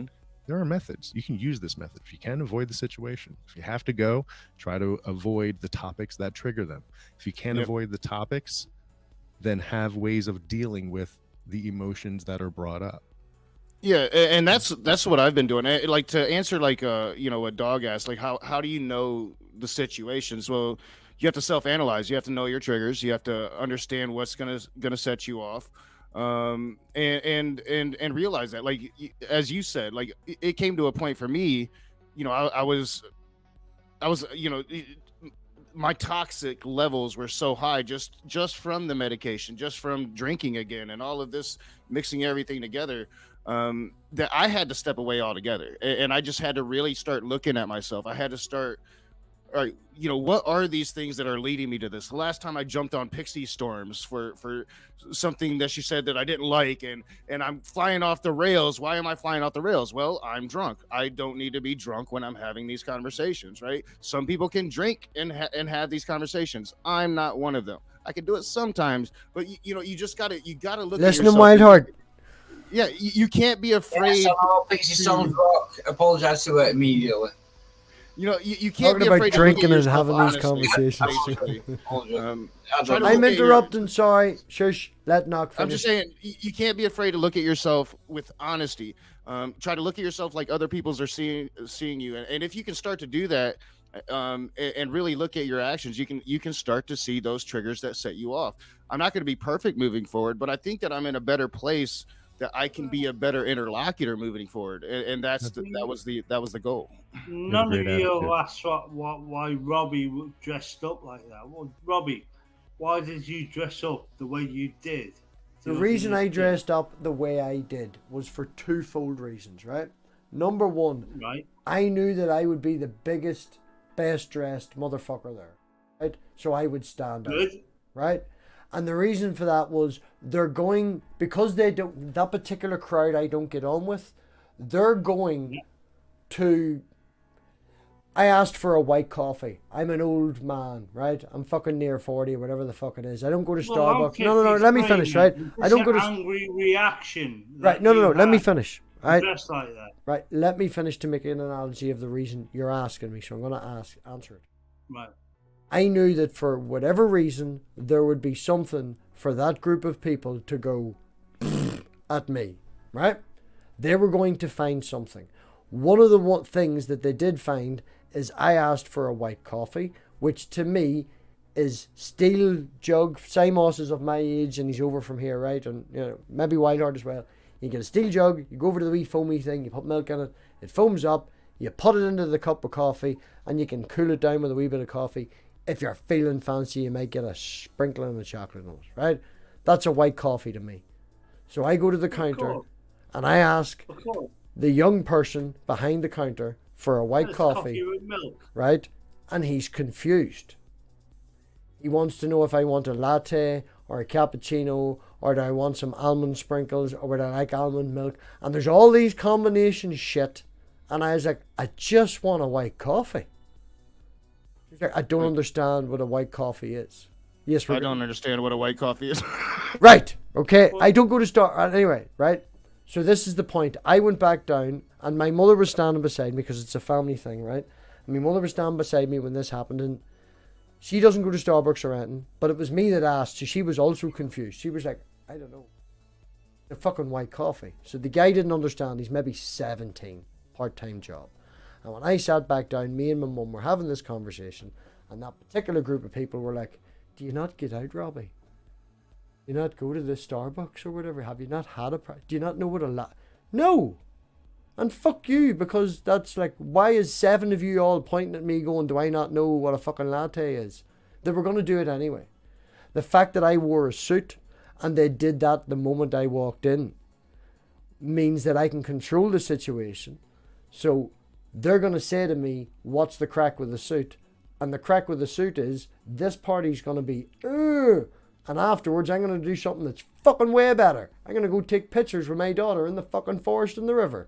It's going to be way more fun. That's why I'm wearing the suit. So fuck you, and I control I the was attack. going to ask, why did That's you very dress good. up? What You the just hell said is why that? you dressed up. He asked why I wore the suit. That's why. It's twofold. Well, yeah. Well, you just said why you dressed up, because you can prove to a point that you know. It controls what a the white attack. top If is. they're going to do one attack on me, I'm going to control the attack. So I know my answer straight away. Why are you so dressed up? I'm doing something better after this. I've just controlled what they're going to do, and I know I'm going to win. They're gonna Speaking do of it. Robbie, doing something I better, will never attack Make you, you up. man. Never even think that way. dog, I was As I just said- asking you from a psychologist. As I point of said, view. they did it anyway. They all found a reason to point and say Robbie was outside of the group because I don't know what a latte or a cappuccino. There's already that happened. No one does. That's an American shit. No, all these people. As I said to my mother before I went outside for a fucking smoke, Cappuccino, fuck fucking- them on their snooty arseholes Cappuccino, sitting in shitty, Starbucks quality thinking they're coffees fucking better than in people. Starbucks. Just, Fucking nonsense, mate. how do I Hold on a overtalk? second. Wildheart, what did you have to say, Wildheart? I wanted to ask you what that cool shit that you were showing. What is that? That Yes. technology and stuff. Oh, the stuff. Oh, Yeah. yeah. That's my. was That's cool my. as well. Those are my fun toys. Those are my electronic pedals. So I have a big old pedal board. Simus and I. This is like an extension of the conversation Simus and I have been having. With all my new gear. Yeah. Purple rhymes I'm with a- orange. I just put a link in the chat. That's the suit I would love to have. If I can get my hands on something very modern and very, very, very close to that, I would be very happy. And I will also ask, like to ask, is Shanna still a deist? Yes. Absolutely. Yes. Why? For the same reasons. Why? I am not going to tell her. I'll shut up. Okay. It's funny. Marty, Through the computer and right beat your ass. Marty, would you do me one favor? That If I depends. put Wild Heart's link in the private chat, would you please subscribe to his channel? And considering that he course. streams, as we discussed, all the time, when you have a free sometime, would you be worthwhile? Did Simos just put fucking... Is that... No, you don't have to. You don't have to. You don't have to. But if you've got any free time or whatever and all the rest of it, just pop over, because I really think that the Wildheart and yourself, you could teach Wildheart some things that I've tried to, but he thinks I'm an asshole and he's got a little bit of hero worship I for don't you. think you're an asshole. So you, No. he might You are an listen to you. asshole. I know you're not. I know you. I know for a fact, 100%. I used to be an arsehole, but that's behind me now. So I'm not an asshole. I just play one on YouTube. No, Christopher, mate, I've been watching you for too long. Did everybody hear the cackle from Oracle over here? I think it's fantastic. She's still going. Right. She's like, that's precious. I think it's fantastic that you call your partner the Oracle and I refer to Amber's partner as God with a GAWD. Because the women, the partners, they're always fucking right. Just listen to them. They know what they're talking about. We need to, to a certain Can't extent. take credit for the name Oracle Titan Uranus. Don't came say up his with that name. Don't say his name. What Now are you you talking said his name. What do you mean? No. I'm saying all Titan Uranus, Titan Uranus, Titan Uranus. I don't give him the That's pleasure. somebody's name. And additionally, you should Titan Uranus. Wash I have a your ass. command. I have a too. command for the bot. Titan Uranus, I think you'll find. I generally would go with the term. No, it's Titan. I just went to the ear doctor for my Titan Uranus. Yeah. Oh yeah. No, I've had it. I would generally. It's flared up in the last 2 weeks. Oh my god, it's nightmare. What I would generally use if I'm making a reference to them when I'm live, it would be a Europa bumhole. I even In the created a chat, soccer can I card. just agree with- Come with- on, with Europa. Purple that, Europa is also a moon. Don't agree with me either. Europa is also a moon, and bumhole is also Uranus. Europa Well, bumhole. But I even Titan created a Uranus song. or not, we can That is agree just that his pucker probably string is one of the- wrapped too tight. The latest comment Okay. I've ever heard in my life. Bumhole is also Uranus. Yes, It's just you just said it. despicable, mate. That is just It's also horrendous comment. Knock, It's all help, good. knock. Where did this conversation go in the last 15 minutes? Well, I'm not I've sure. got one last thing to say on that, which is it's also, and I don't mean this, Titan, you know, it's also, Bumhole is it's also, Uranus it's from also, MathPig. That is it- probably the greatest and Dog just doesn't stop, does he? Right, hold on. Hold on. It's Right, also- there we go. There we go. it's also, yeah, it's also uptight arsehole. I've been holding out and It's the dragging wordplay, this it's the conversation wordplay. on. That's all I'm doing. I've been dragging this conversation on for Ethan to join. If anyone knows Spartan Theology, Christian channel, Spartan just had twins. He's putting the twins to bed. If you're still listening, the twins, if he was feeding them and putting them to bed, I was hoping he would jump in and give a very genuine interlocutor, someone that's very honest and understands different points. Calls out shit for being shit, you know. Yeah, are you still putting the babies to bed? Where's Brojo? Brojo, you can jump in. Link's there. Can I also get credit for you using my StreamYard thing for like 10 people? Just a little bit of credit. Wild Heart, I have give you credit and I will give you credit again. Thank you very much. As I discussed earlier, you are a good. Where's that link? Good link. You just 5 seconds ago said you were going to give me Wild Heart's link. You chooch. Oh, hold on. Wait, hang Now on. before you Christopher, forget. mate, What is a chooch?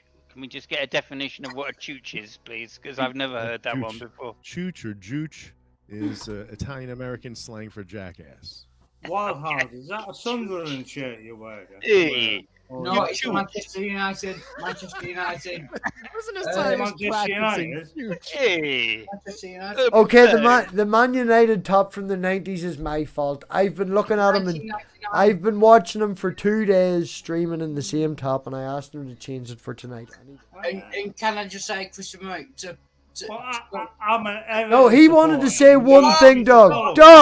Doug, come on, man. I'm an Everton supporter. You asked me to follow him. A lot of my streams are rubbish, and I just subscribed. Karaoke. You might not want to. You might not want to join. Oh yeah, Right. no. Join the channel. If you, there is 2 words you need to watch out for. Okay, that's the only 2 words you need to watch out for on Wild Heart stream. Musical interlude. If you hear musical interlude, you need to leave for 10 minutes. All right. Wild Heart does karaoke. He does it deliberately out of tune. He does it deliberately as bad as he can because he knows it fucking triggers the shit out of me and Spooky. And either I'm gonna laugh or I'm gonna fucking Setting stab. fat kids on fire. No fat kids on fire. There's an episode called Setting Fat Kids on Fire. Oh, on Wild Heart. Oh, you mean there's a stream called that? Yeah. Is it the name of a song? And Christopher, mate, If can I not, say? it should be.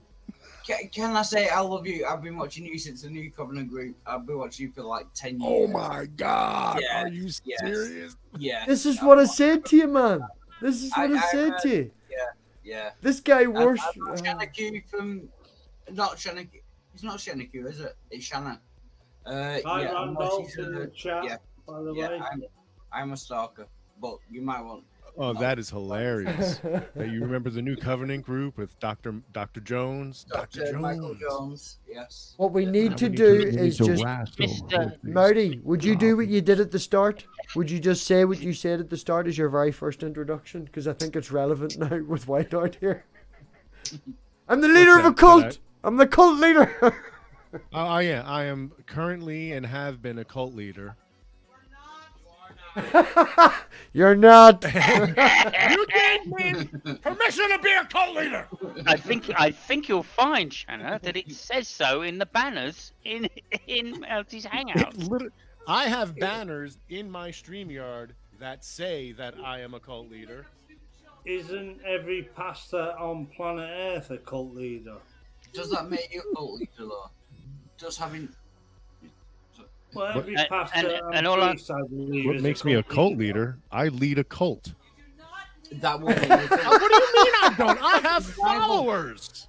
Right? Can she hear? Right, right. Every beck and call. Marty, Chris, can she hear us? No, she can't hear. Oh, she that can't right. hear us. Will you repeat after me? Will you be like, Wait, I can Robbie make it says, so that "Come." she can. Hold on a second. They have something to say to you, dear. Working now. They can hear me. Right. That's 3 times he's claimed to be a cult leader and you've told him no. When he does it again, you should just come over and give him a slap in the back of the head. Why did I let you say that? I have no idea. What is that? I fucking worked mixers for you to fucking broadcast that in my house. I'm guessing MathPig is not in the cult. No.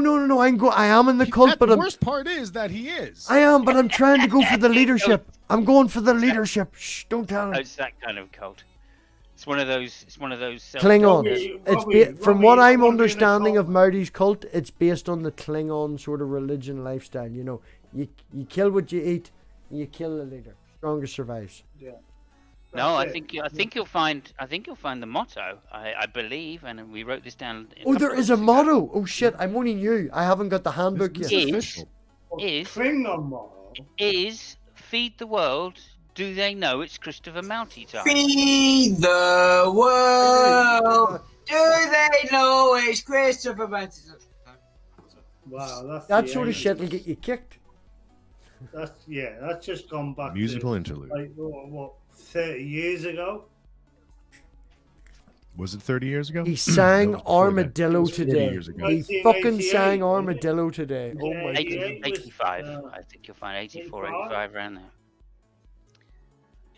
So yeah, 37 years ago. 37 years ago. Yeah, and of course it was done with the Holy Trinity: Bono, Sting, and Paul Young. Also, Oh, Genesis. A much underrated. Genesis went from playing, Paul Young. Shout out for Genesis Simos. opened in England, and they flew Concorde and closed in America. He did. That was quite Those a were the days. cool ending to. It takes 5 hours. Yes, Brojo. It is called Mauteism. Everybody Not needs to come Maudism. back tomorrow, right? Everybody needs to hit the subscription button because at tomorrow in 45 hours on the 3rd of July, which is 10 o'clock UK time, which will be 5 Tomorrow in Eastern, 45 hours? Tomorrow, in 45 Tomorrow. hours. 45 hours from now. Oh. That's the day after tomorrow, surely. Yeah, I hope it's the day after tomorrow at least. Well, it's after. I'm no, gonna no, be you there, see, so- this is the thing. It If just not- it's, MathPig. it's after Well, 12 the o'clock day here. after tomorrow. It's after 12 o'clock here. So it's now 2 days technically. from now. Let me finish. It's the second here now because it's past 12 o'clock. But the video Yes. comes out on the 3rd. And the video comes out very, very late on the 3rd. I'm looking at. Do you know what? Fuck yous all. I'll show you the screen.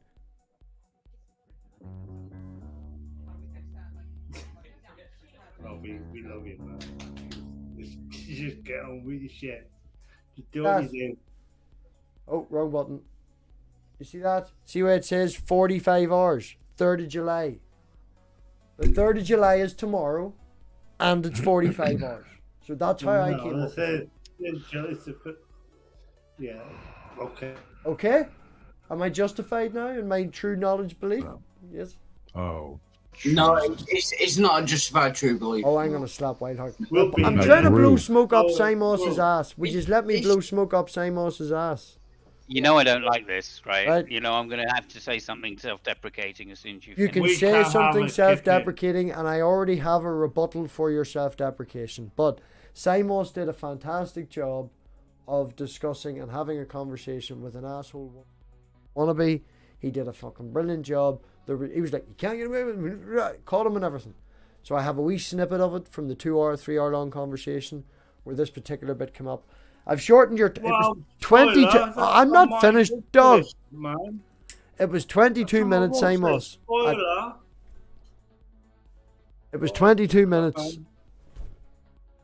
It was 22 minutes and I cut it down to 8 so that everybody would be enticed But what we will be seeing this Tuesday at 11 o'clock p.m. UK time, 6 p.m. Eastern Standard on Tuesday, is Simos is going to have a full hour and a half with this guy. Which is just, I don't know, Simos. Fair play to you. I did that. I felt like jumping off a bridge. I renamed the stream. What the fuck was I thinking? In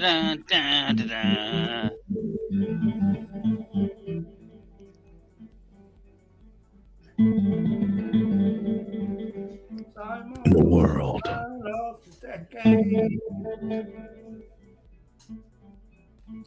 Their Simus kicks everyone's ass. Yeah. Philosophically speaking. I'm not doing any cult stuff! Fuck him. Sounds culty. You heard that? Let me get back. Mate, can you pass my regards on to Shanna? Yeah, I kind of love her. When Nadia does, just cheers. Oh yeah. Simos is the nuts. Shannon's still sharp as a blade. You still a deist, babe? Much respect. Are you still a deist? Still, you haven't grown out of that yet? What was that? I missed that. I was clicking. What was the answer? The answer was yes. Did you hear what my son said? Yeah, no. No. Yep, nope. Okay, good. No. You didn't say anything. What did he say? I didn't hear. What did he say? He mockingly said, he was walking from the kitchen to the couch. He mockingly said, you haven't grown out of that yet? I thought there was going to be a little more. I'm much friends GEOSAM as well. Anyway, moving on. Sorry. Yeah, carry on. Yeah, so what's his name Wait a second, anyway? who is this that you're going to be talking to, UCC. Simon? Guy called UCC, who is used to be BTW, who back in the day was called, I think, I don't know. He sounds very similar to somebody that used to be called MMA. So he likes his 3 letters acronyms. But there you go. That's all I know. And he has these like half precept, half evidential arguments, which end up as Isn't that a martial art? Yeah, I was thinking the same thing. It is, yeah. I only know Jamie, one MMA. Jamie, and are she you- has a morning routine. Jamie. This was like 7 or 8 years ago. See something. Jamie I don't know. Russell in the chat. Jamie, would you like to jump in?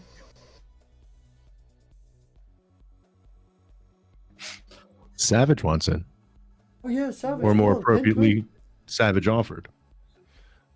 I know I'm gonna have to jump off soon. I got to start dinner, but I'll probably still be on. I'll stay on for a while, but I do want to take it serious for a moment. There's a movement in lefty circles, and I'm not sure if too many people are aware of it. But we're calling for people to boycott the 4th this year. If you're in America, please. If you have any compassion at all for what's going on in America right now, if you're on the side of pro-choice, boycott the 4th of July. Don't go out. Don't spend your money. Don't celebrate freedoms when they're taking them away. All right, that's what I wanted to say. No, I made my points on Twitter that what's going on. You know, you guys have just you regressed at least 2 centuries. Oh yeah, I can agree with that. I mean, I agree with you. Witches next. You'll be burning witches next. That's if you let that chick carry That's how it on. looks. That's how it looks from the Trumpism. outside. It looks like that from the Yeah. inside too. Yeah, Trumpism is a thing, and sadly, that guy is probably one of the biggest spastics on the fucking planet. Well, I mean No, that's not a good word. Don't use that word. I'd say Trumpism is a symptom of the disease that's been there for a very, very long time. they recently they have been spending the last 60 years trying to degrade the separation of church and state, and they have done so. So I mean, it's I don't expect that it's going to be a large movement or it'll be impactful. But if you're not aware, a lot of people are going to be doing so. I'm personally planning on probably streaming for most of the day. I'm gonna, I've already told my daughter, I don't want her to suffer. I don't think she should be celebrating freedom, but she's a kid. She likes her 4th of July. I'm like, ask your mom if she's doing something. Dargendorp, thanks for coming by, Dargendorp. Night. The patriot Bobby, thing is great, but I put know out you say Knox don't Link. use that word spastic, but where Donald Trump is concerned, I think Can you please not use that word? Sorry, MathPig. Can you please not use that focused word? on that man. It's not focused on a demographic. It's focused on that man. And Yeah, well, of course, as a British person, sorry, I thought you'd finished. As a British person, I of course will be celebrating 4th of July, because that's when we got rid of you lot. Yeah, it would probably be a good thing this year. Doc, thank you very much for coming in. And, I appreciate your input. I know you were quiet and you didn't say much, but your point of view is always appreciated. Well, I appreciate it. I'm a lot more quiet now. I've got to get used to the sober knock. Hold on, dog. Hold on. Usually I'm kind of drunk. No, I appreciate you coming in, giving an outside perspective, being quiet, having that person in the corner that's always a wee bit quiet, and then nabbing them, getting their opinion. It's always good because we get lost in the ramble. And you're sitting there going, fuck me, you were talking about this 2 minutes ago. What's happening?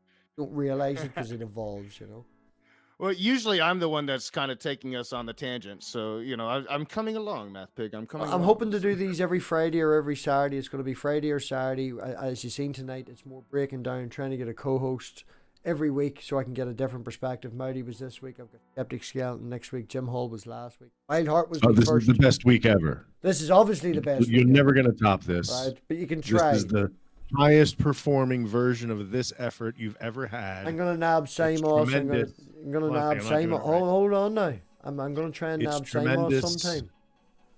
Samos might beat you. Best ever.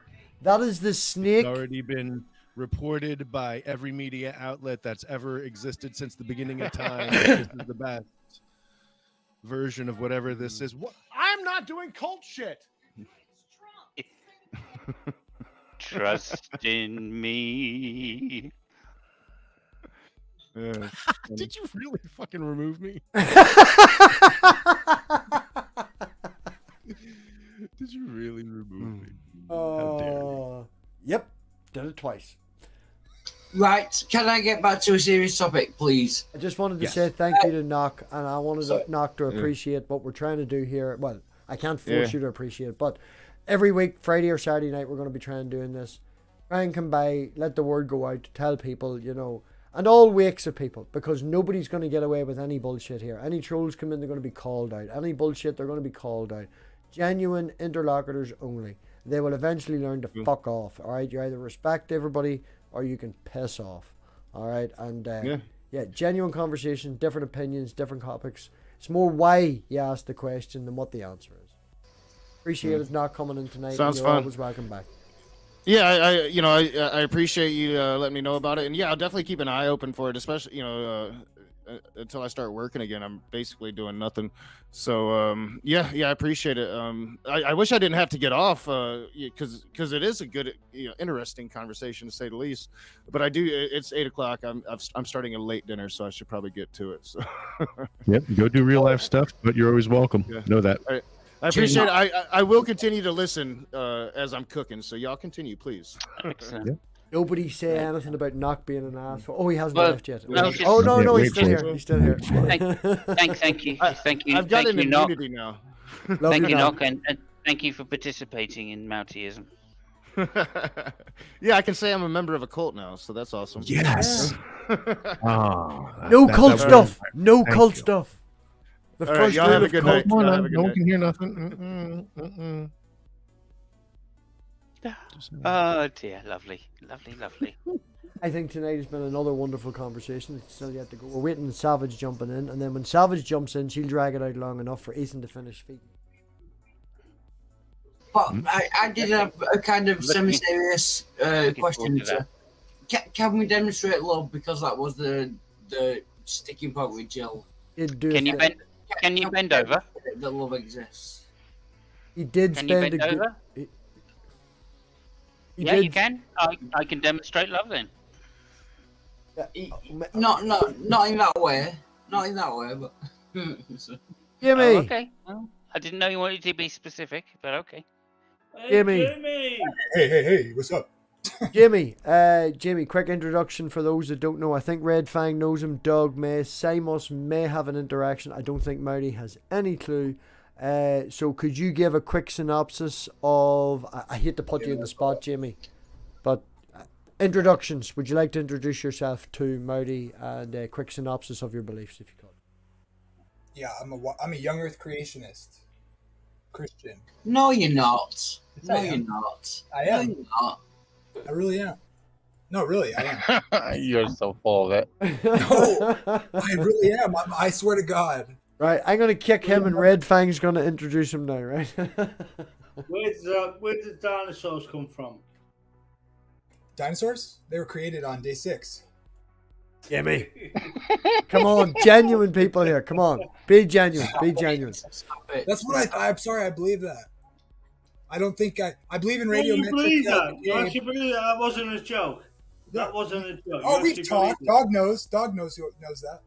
I think radioactive decay is real. I think it happens. I think they read isotopes correctly. I believe all that. I just think the conclusion is wrong.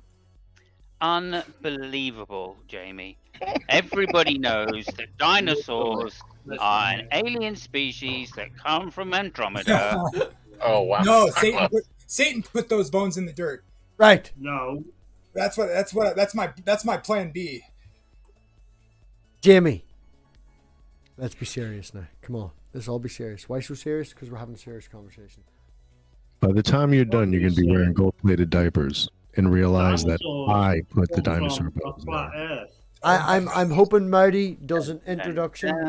I want Maute to do a wee string introduction and ask a question to Jamie then, pretending being or whatever this is with the young Earth creationism. Go with it, Maute. Little introduction on the base and then ask a question. The voice of Maute has begun.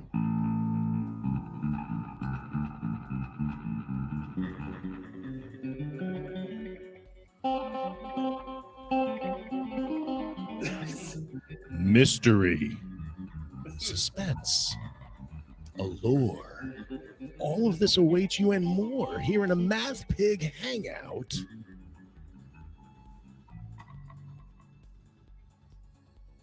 What was I supposed to do? Just keep jamming. Oh. Asking questions. Savage! Like, hating me today. Oh well. It has been for like a week. Oh, your poor nose sounds bunged. Oh, I've got an intro for you. Now hold on, we've got the bass. Oh my goodness, I'm hitting all the wrong buttons tonight. Right, there we go.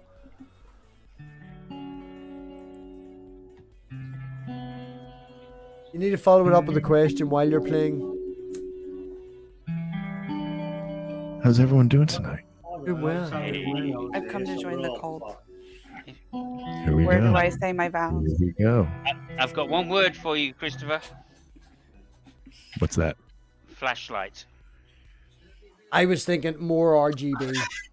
You don't have enough RGB and a smoke machine. You need RGB and a smoke machine. It's pronounced flashlight. Flashlight. No, it's not pronounced flashlight. That is what I heard at first, though, and I was like... It's what Wildheart's been saying. Yeah.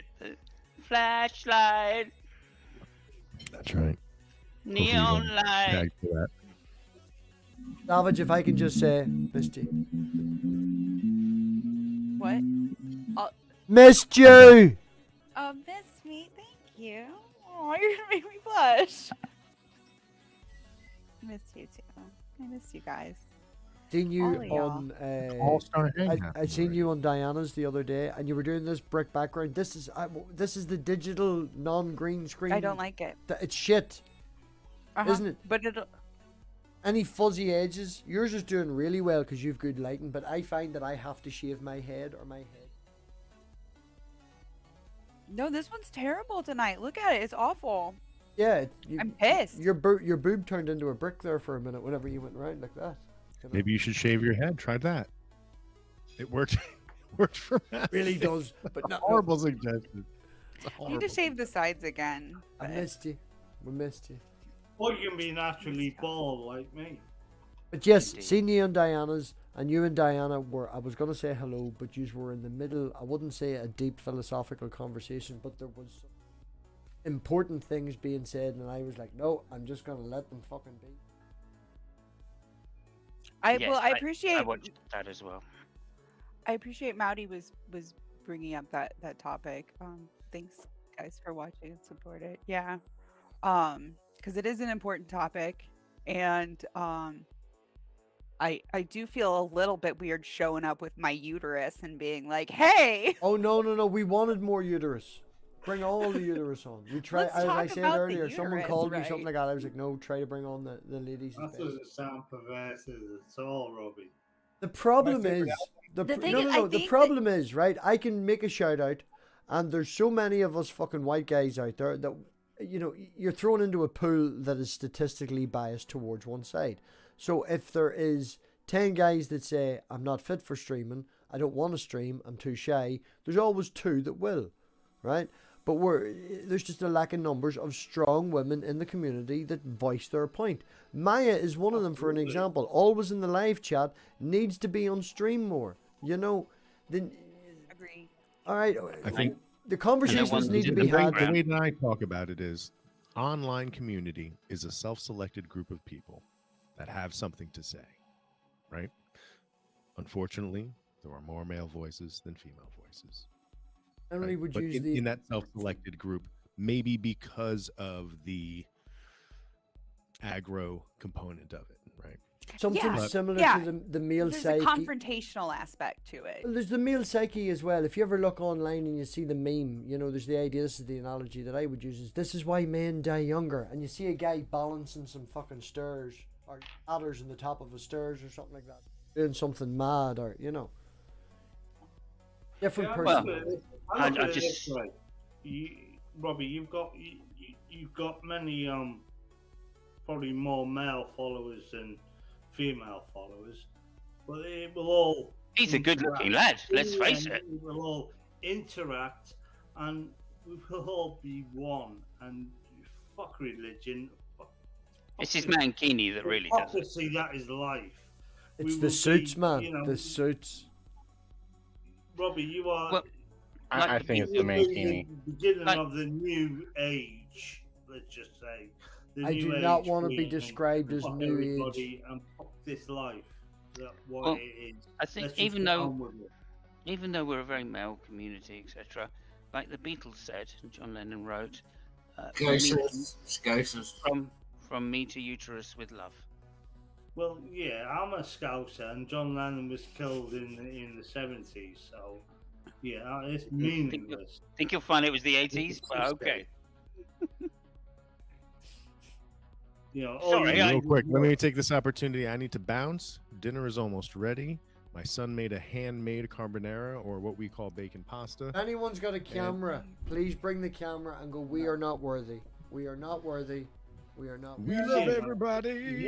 Cult leader. Everybody who is watching, cult to leader, put your worship the hand cult leader on your computer monitor right now. Put your hand on the computer monitor and feel the love of this non-cult behavior. We can't see you. No, you just vanished. Savage, you just vanished. Feel the love. I hope you're getting shouted at for your cultship. Smell the glove. Have a good night, everyone. Thank you. Marty, if we can arrange, maybe. Oh, he's gone. I wanted to have that chat with him. That was a very those glasses frames are like the bomb. Jumping frog, Albuquerque. Right, so that's you getting kicked next. Fucking no musical internet. Thank you. you remember, Robbie? Do you remember Star Trek when when the whole world united and things like that? Man, I don't know. I don't know. I don't know. I really don't know. I've been Star Trek. I've been Star Trek for as long as I can remember. But the Orville has this. United. The Orville has. Shown, there's so many people talking. I get asked a question. Even the guy that asked me the question talks over the top of me. We've shown and still keeps going when I point out he's talking over the top of me. Keeps going. Even with the recent pandemic and just mute him. Black Lives Matter went worldwide. Do you hear me when I talk, dog? Sometimes, because you said you wouldn't talk over me. I'm really trying to be. Richard, get in here. Get in here. Richard, get your ass in here. Get in here because your work schedule is fucked and I get to very rarely talk to you. So get in here. You can unmute yourself as well, dog. When I mute you, you can unmute, but do just realize when I mute you, it's because it's other people's turn to talk. I'm trying to be as nice as I can. So, Yodeler. Richard and I have the same schedule apparently. I have to do this thing which ruins the camera sometimes to pop that up and stuff because of that. Need a bigger screen. No, you don't. You don't. I wish StreamYards had like the raise hand feature. Yes. Totally. Just raise your hand. These guys can't though. But that sucks for them, doesn't it? Then we'll just conversation all the day. Also, mine kind of disappears sometimes.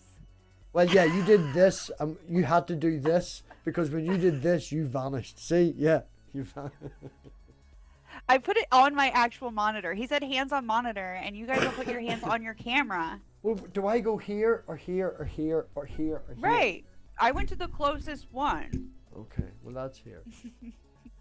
Also the worst monitor. It doesn't matter. You're just supposed to feel the power of the love through your monitor. He explained it. Did you listen? You just said bye, side chat. I'll miss you. He's our leader. You should listen. No, Richard. Richard said hello to everybody. I'm on my phone, so it's hard for me to touch a monitor. Well, you could rub the thumbprint really like sexually like this. Yeah. Richard. Peace and respect. Peace and respect to you all. Are we getting green screen, Richard? I don't know because it's the same as his background. I am ready to participate in this new raising hand business. Oh, I like it. Oh, I love it. Oh, that's a good idea. Oh, that's such a good idea. It's his left hand. What does that mean? Raising his hand. Raising his hand like he wants to talk. Means I am of the devil. Oh, okay. Just ask the Catholic Church. Yeah. Sinister. I'm sinister. Quite literally. That's not what it means in Google Hangout, just to be clear. Okay. Richard, how are you? How was the work schedule? I'm very sad. I'm very sad. I'm very sad. I'm sorry you're sad. I wanted to reply to your email, but it just would have been to release and wouldn't have achieved anything, and you'd have felt bad, and it's just the way life is. But I'm gonna miss you and the whole when you come back. And he left. Oh my goodness. I didn't do that. I don't think it was on purpose, mate. Because he's back. I was just kidding. There he is. I was just kidding with you. No, I didn't. I can't see the backstage. I can't see the backstage. Fuck's sake. Nice to see you. He might have just left too. Peace Good and to see you respect. too, Samus. Thank you, Respect to you all. Richard. Peace and respect to you. Yes. I have been dying to get you on the stream so I can show you the new introduction that I made for our show like 3.5 weeks ago. And I haven't had a chance. New introduction. Pardon? He just got his internet back. You just showed me a new introduction. Is there a new introduction? I don't think you've seen this. The aliens one. He didn't even Is it introduce new me. or is it old new? I haven't released it on YouTube yet because I'm worried about the music getting me a copyright strike. Right. And I wanted to do it when you were here so you could see it. So if I get copyright struck, you will see it anyway. Can you play a few seconds of it, or I is don't that give a fuck right now right because now? we've I'll play it right now. I'm like, you're here. I haven't got a chance to hang out with you because of your work schedule, and then your internet went down, and all this, as people have noticed. Our Tuesday Oh, it was shows. wait, it was a new graphic. It wasn't a new intro that I saw. It was the new graphic. Oh yes, you seen the new thumbnail? Right. Okay. Yeah. Right. This thumbnail, is yeah. like a 2-minute introduction. Robbie, Yes. can I just mention a quick thing? Of course, Doug. You know, I was saying about my atheism earlier. You know, I've never proven this or proven that, and I've struggled with it through my life. Can I just say, Richard there, you know, he made it more difficult for me to believe in not a God. And I love you, Richard. I love you too. Thanks. What a big compliment. Thank you. No, you're a bastard. Yeah. You just fucked my life up more. Thank you. Well, I'm just going to say that. But I've been on many streams with Richard, but I'm just going to say it out loud now that, you know, he's just made my life a lot more difficult than it should have been. So I'm happy to be a cunt in your life.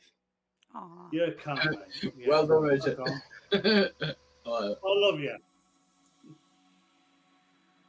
I'm a little embarrassed. That was very nice. Thank you. Okay, right. Can you all see the screen? Yes. We can see a screen. It's black. Yes. Okay, it is black. It's black for a reason because I haven't hit play. And I think now. It's in the middle on the thing. Okay, Yeah. Oh, and now made it the big. audience Okay. can see the screen as well. I do believe. Mm-hmm. Okay, are you ready, Richard?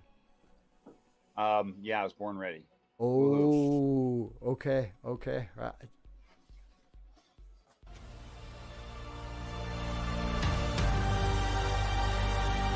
Wow.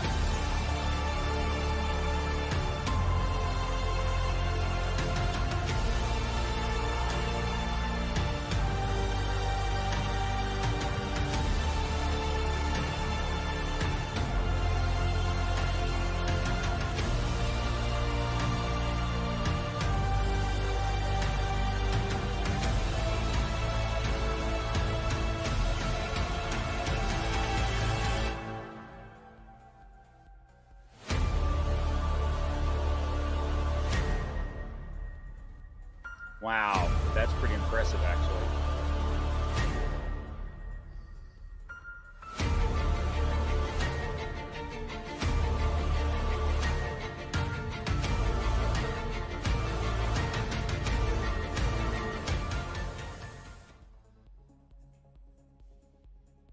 Wow, that was pretty wild, man. That was cool. Can I give one criticism? When it says No.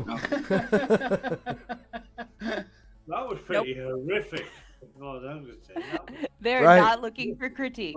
Okay, now we'll find out. Now we'll find out. Now that Richard's here, he's seen it live. We will find out tomorrow if I get a copyright strike on. How? Why would you get a copyright strike? Stolen Because music- if they're going to do stolen- it by they'll ding it on this, and it'll be like a little ding. It won't be like a this is your intro and you stole it ding, which is like a red mark ding. Yeah, it'll be. We're gonna mute this part of the stream and nobody will hear the music. That's that. You know, the audio or the visuals should still be there, but the music and the impact will be lost because when people watch it, the whole stream will go silent for that 1 minute. The stream can still just see that monitor, Robbie. But if I could be pedantic and bring up a slight problem with that, I forgot it now. A+ production.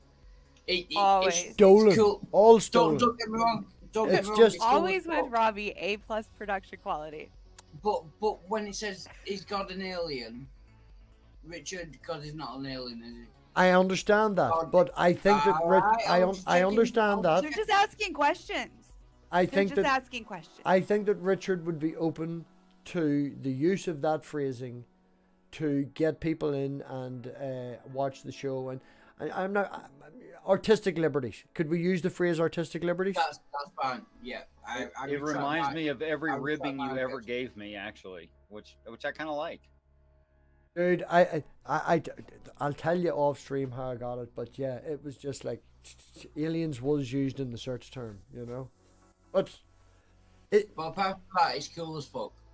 So, well, it is pretty cool. I think RRRR would be a better RRRR. RRRR. Robbie and Richard Who'd we lose? religious. Who'd we lose? Robbie and Richard's religious rhetorics would be a good stream. I would have thought. Me and Richard, I think, whenever we came up with the title of A History of, we bantered for about a week over it, and then there was just a conversation one night, and it's just like your retelling of a history of what actually happened, Richard, or something to that, and we were just, so that's why it's called A History of Series 1, 2, 3, and 4. Well, before you, Robbie, before There was nothing before me. before you, There Robbie, was nothing before I me. met Richard on another stream. I met Richard first. There was nothing before me. I'm not going to argue over this, but Richard is probably the only theist that I've agreed with. That is probably the nicest theist on the planet. Give it 3 years. He is probably the nicest theist that I've ever met. Yeah, definitely. One up, like without top three. There's, I have a really good. why that friend. is. I go to church quite regularly, and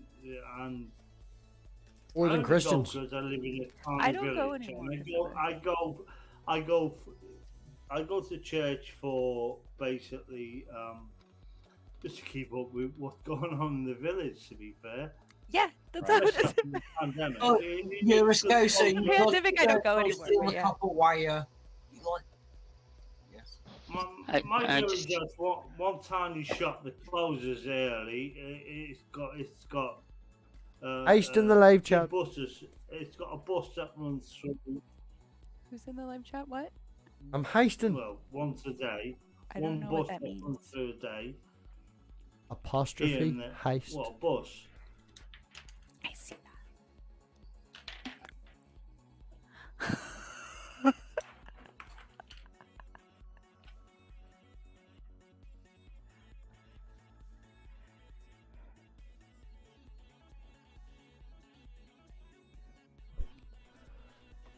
I see Am I okay doing an after show? No. Because I haven't Oh. fucking finished yet. I haven't fucking finished yet. Would you wait to at least finish? For fuck's sake. Try to No, fucking obviously after. the after show is going to be after Fucking you finish. Can I in at it. least Get get an in it. introduction before we start? Robbie, did you do all of that? I mean, obviously you didn't create all the art and create the music and everything, but did you put all that together? I used a program online and I stole a guy's settings.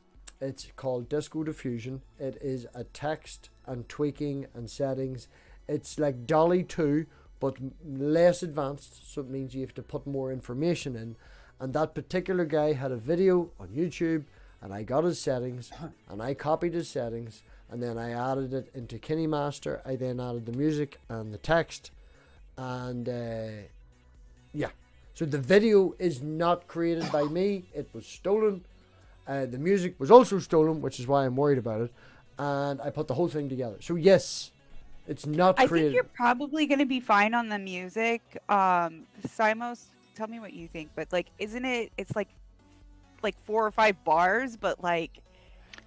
Depends how litigious the record company is that wants to do it, or whether they feel that they can get something out of it. You'll probably be all right if it's quite short. Didn't it used to be 50 seconds?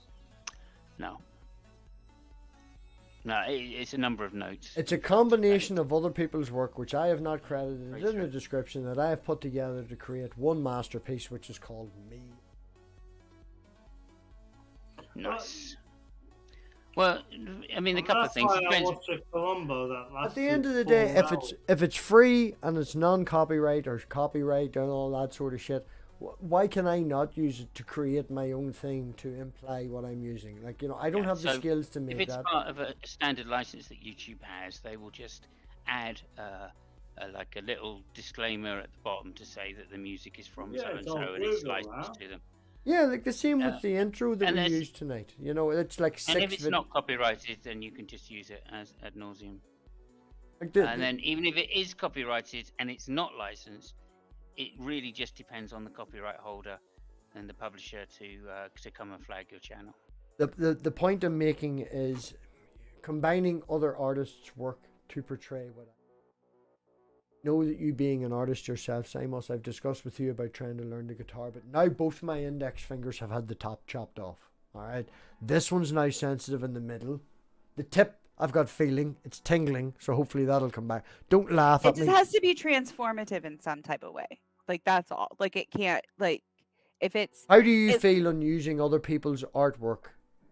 Considering now that the video was created by an AI, all right, the video itself was created by an AI, and I used the other guy's settings to recreate that. Whose that art? wasn't realistic. They weren't real animals. Is that what you're saying, Robbie? I'm saying that Like where did you get the art? Like What the fuck? Dolly, You just like Dolly fake 2, that has been all over the news lately. So I'm assuming people know what I'm talking about when I say. I know. Okay. Oh, just being ironic. Living under a rock. Dolly 2 is an AI that you could literally type into, give me an astronaut sitting on a fucking horse or a unicorn in the middle of space, and they will instantly create it, right? It's like that, but it can create a short 3D video. But you have to give it an awful lot of information. Okay.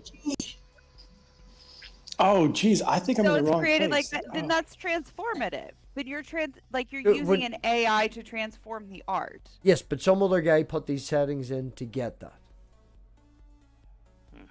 He created So is it these. transformative? I- As far as the visual art, it has to be transformative. Yes, like it's that's the AI that's came the up with rule. it. The AI came up with it, and because the AI came up with it, there is no real ownership, no real copyright. So I was able to reproduce it and use it. That's my understanding. That Well, that one yeah, then all you fine. do, mate, it's just use it, and if you're, Simos is raising you know, his if hand. you're Simos. fancy that, then whatever. Go, Simos. Move on. Well, yeah, I just wanted to welcome JG. It's good to see you again. And don't worry if you think you're in the wrong place. Christopher Maute will forgive you. And I have a question for JG. Can we demonstrate love exists? Oh, what's up, Simos Sorry. and Wildheart? Don't go straight in with the hi. How are you? Oh, You I- instantly need to demonstrate something to prove that you're okay to be here. Say hello, Jay. How are you? I know I said hello, JG, before. Wildheart's got it out for me. Can you demonstrate? Is love demonstrable? I'm gonna fucking ban you Like, from using demonstrate the word your love for somebody, like when you show that you love your wife and you do things that are outside of, say, reason and logic to.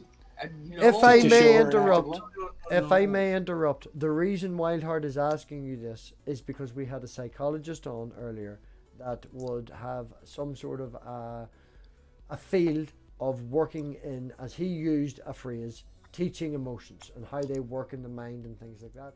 Did a fantastic description in reference to what Jill asked earlier, and Wildheart is on the fucking edge of his seat to use this argument. So can you please ask him some questioning along that line so he can get this out of his system, Jay? Yeah. All right. Well, I'm a psychologist too, Robbie. Oh, I know, you told me earlier, man. I'm just making a reference point to why Wildheart's asking this question right now. so you want me to demonstrate love on the stream? Is that what you're asking, Wildheart? I'm saying is love Not on camera. Let's not go that far. Oh, Is love demonstrable? Savage is doing this. Savage is all giggling in the corner. It's been a while since I've been on stream. I'm all excited. I just like to say, Are you knitting? I have huge love. I have huge love for Gorka Girl. Can I get a hat? Of course. Can I get a hat? I heard my name. Can I get a hat, Savage? I'm asking the question: is love demonstrable? I don't have one close by. I'm Well, saying it is or it isn't. I'm asking the question: is love Yeah. demonstrable? I'll try to answer that, but do you think it is? I think so, but I also thought it was chemical reaction in the brain, and I was pretty wrong. So Yeah, it wouldn't be limited to chemical reaction, right? We've talked about that make you a before. hat. Yeah. Takes a stimulus, Want a hat. a stimulus, and then a reaction, and Color. then a behavioral action afterward, and so forth. Me and my wee Red. girl made a trans flag out of clay like 2 or 3 weeks ago.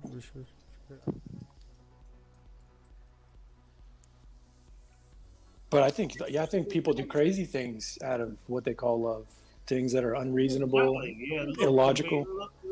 right, so is love? I asked you a question.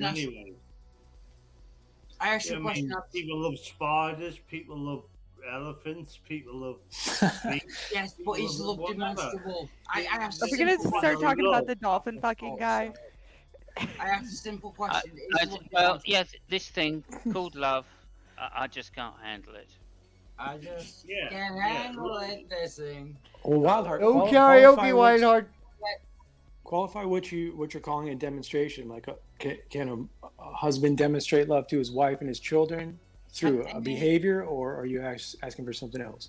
Can any kind of love be demonstrated? Is that example work? Can you hear me? I call love an inflated human emotion. It's very inflated because you say, "Oh, I love my wife," but yet the divorce rate in the world is phenomenal. That's a non sequitur or a whataboutism or It is a absolutely. non sequitur. Yeah. I'd say that. Well, you're talking about an unconditional love that always lasts. Ooh, forever. define unconditional love. Any kind of love it's just Demonstrate Doritos. It's any kind of Yeah, I would say a simple Wildheart, Wildheart, we're gonna Savage wants to ask a question. Yous are talking over each other. I wanna let Savage ask a question. Simos, I didn't get to hear a fucking thing of what you asked because it was talked over. So I'm gonna give it to you afterwards, and we'll see from that who gets next. I'm going to pose a question, and my personal answer to it is probably in opposition to what a lot of people on this panel thinks. But do you think that Christians can, quote, love the sinner and hate the sin? Yes. And how do you think that works? Absolutely. I don't know how that works for the particular person, but I have met people who have been genuine in that, who have a problem with certain things and don't hate the sinner. You know, and most of them people, to be honest, have then progressed over time or in the progression of coming to our point of view where it's we don't hate them at all.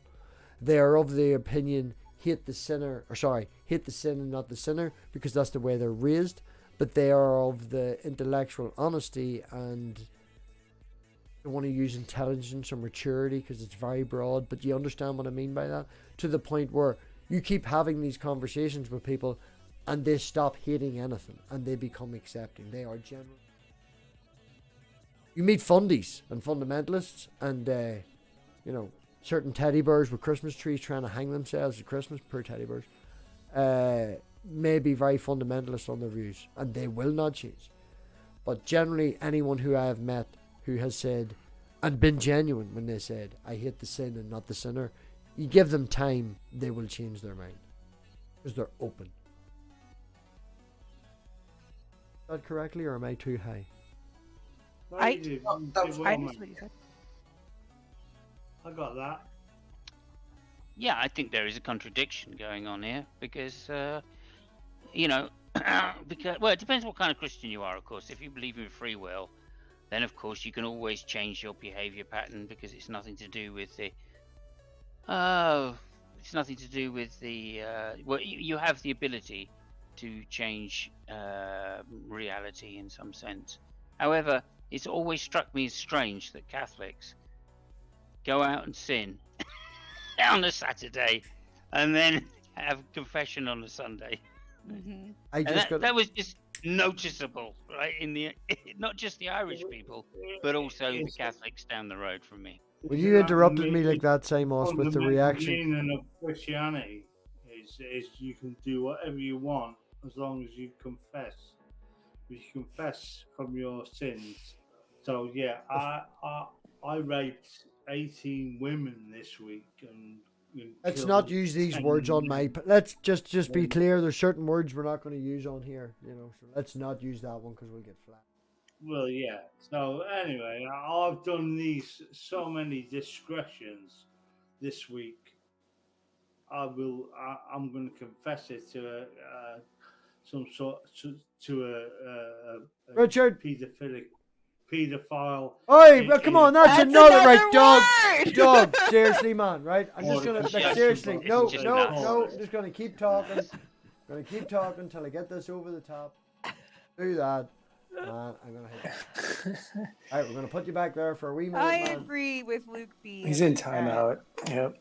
You need like one of those buzzers, like those alarm buzzers, like at Planet Fitness. Woo, woo. And someone says a keyword that you don't want. No, it's just, like, Just I'm stamp happy it. to try my The best. last and comment. There are also other comments by Luke talk B and that stuff, I but just I'm not gonna thought let anyone overtalk with like. Come on, seriously. It says it in the fucking rules for being on stream. Don't use these words and don't pull no bullshit. You know exactly what I'm talking about. You agree to these terms when you join the stream. I said it at the start of the stream. It was in the live chat. It was in the description. Simple as that.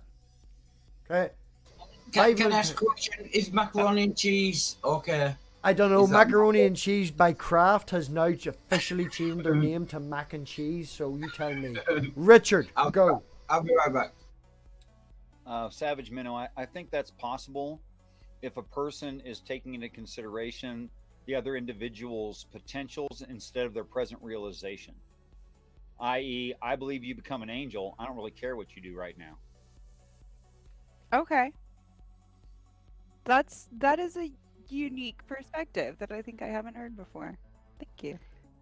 I still see some very strong complications with this doctrine. And that is, of course, if it's something which is your nature, all right, then you don't have a free will choice to overcome your nature, just as God can't overcome his nature. There's no way mankind can overcome their natures. So that seems to me a problem when, if a sin is defined as something which is actually part of somebody's nature, then there is no way to reconcile those two things. You're saying, Simos, that you can't overcome your nature by choice. You feel like you want to do something and you have to do it? Yeah, I think if something is your part of your nature, Such okay. as, you have an example? I don't know, such as same-sex attraction, maybe. Well, It's that's a good example. Is it though? I mean, that could be another discussion. If you like. Yeah. Well, the thing is, Well, maybe another example. Even if you don't do anything about it, if it is your nature, you're just attracted to the same sex. Even if you never do anything. Really don't Some people have the nature to want to hurt other people and fight other people and even kill other people, and they avoid that, right? No, I would like to keep the conversational topic. No, you don't. I would like to You don't keep think the that? conversational topic away from different people's sexuality. Yeah. It'll just cause shit. Everybody will get excited in different points of view. So let's keep it on religion. Let's talk politics. Let's talk all that. I would prefer to keep it away from what's between people's legs. It's nobody else's business.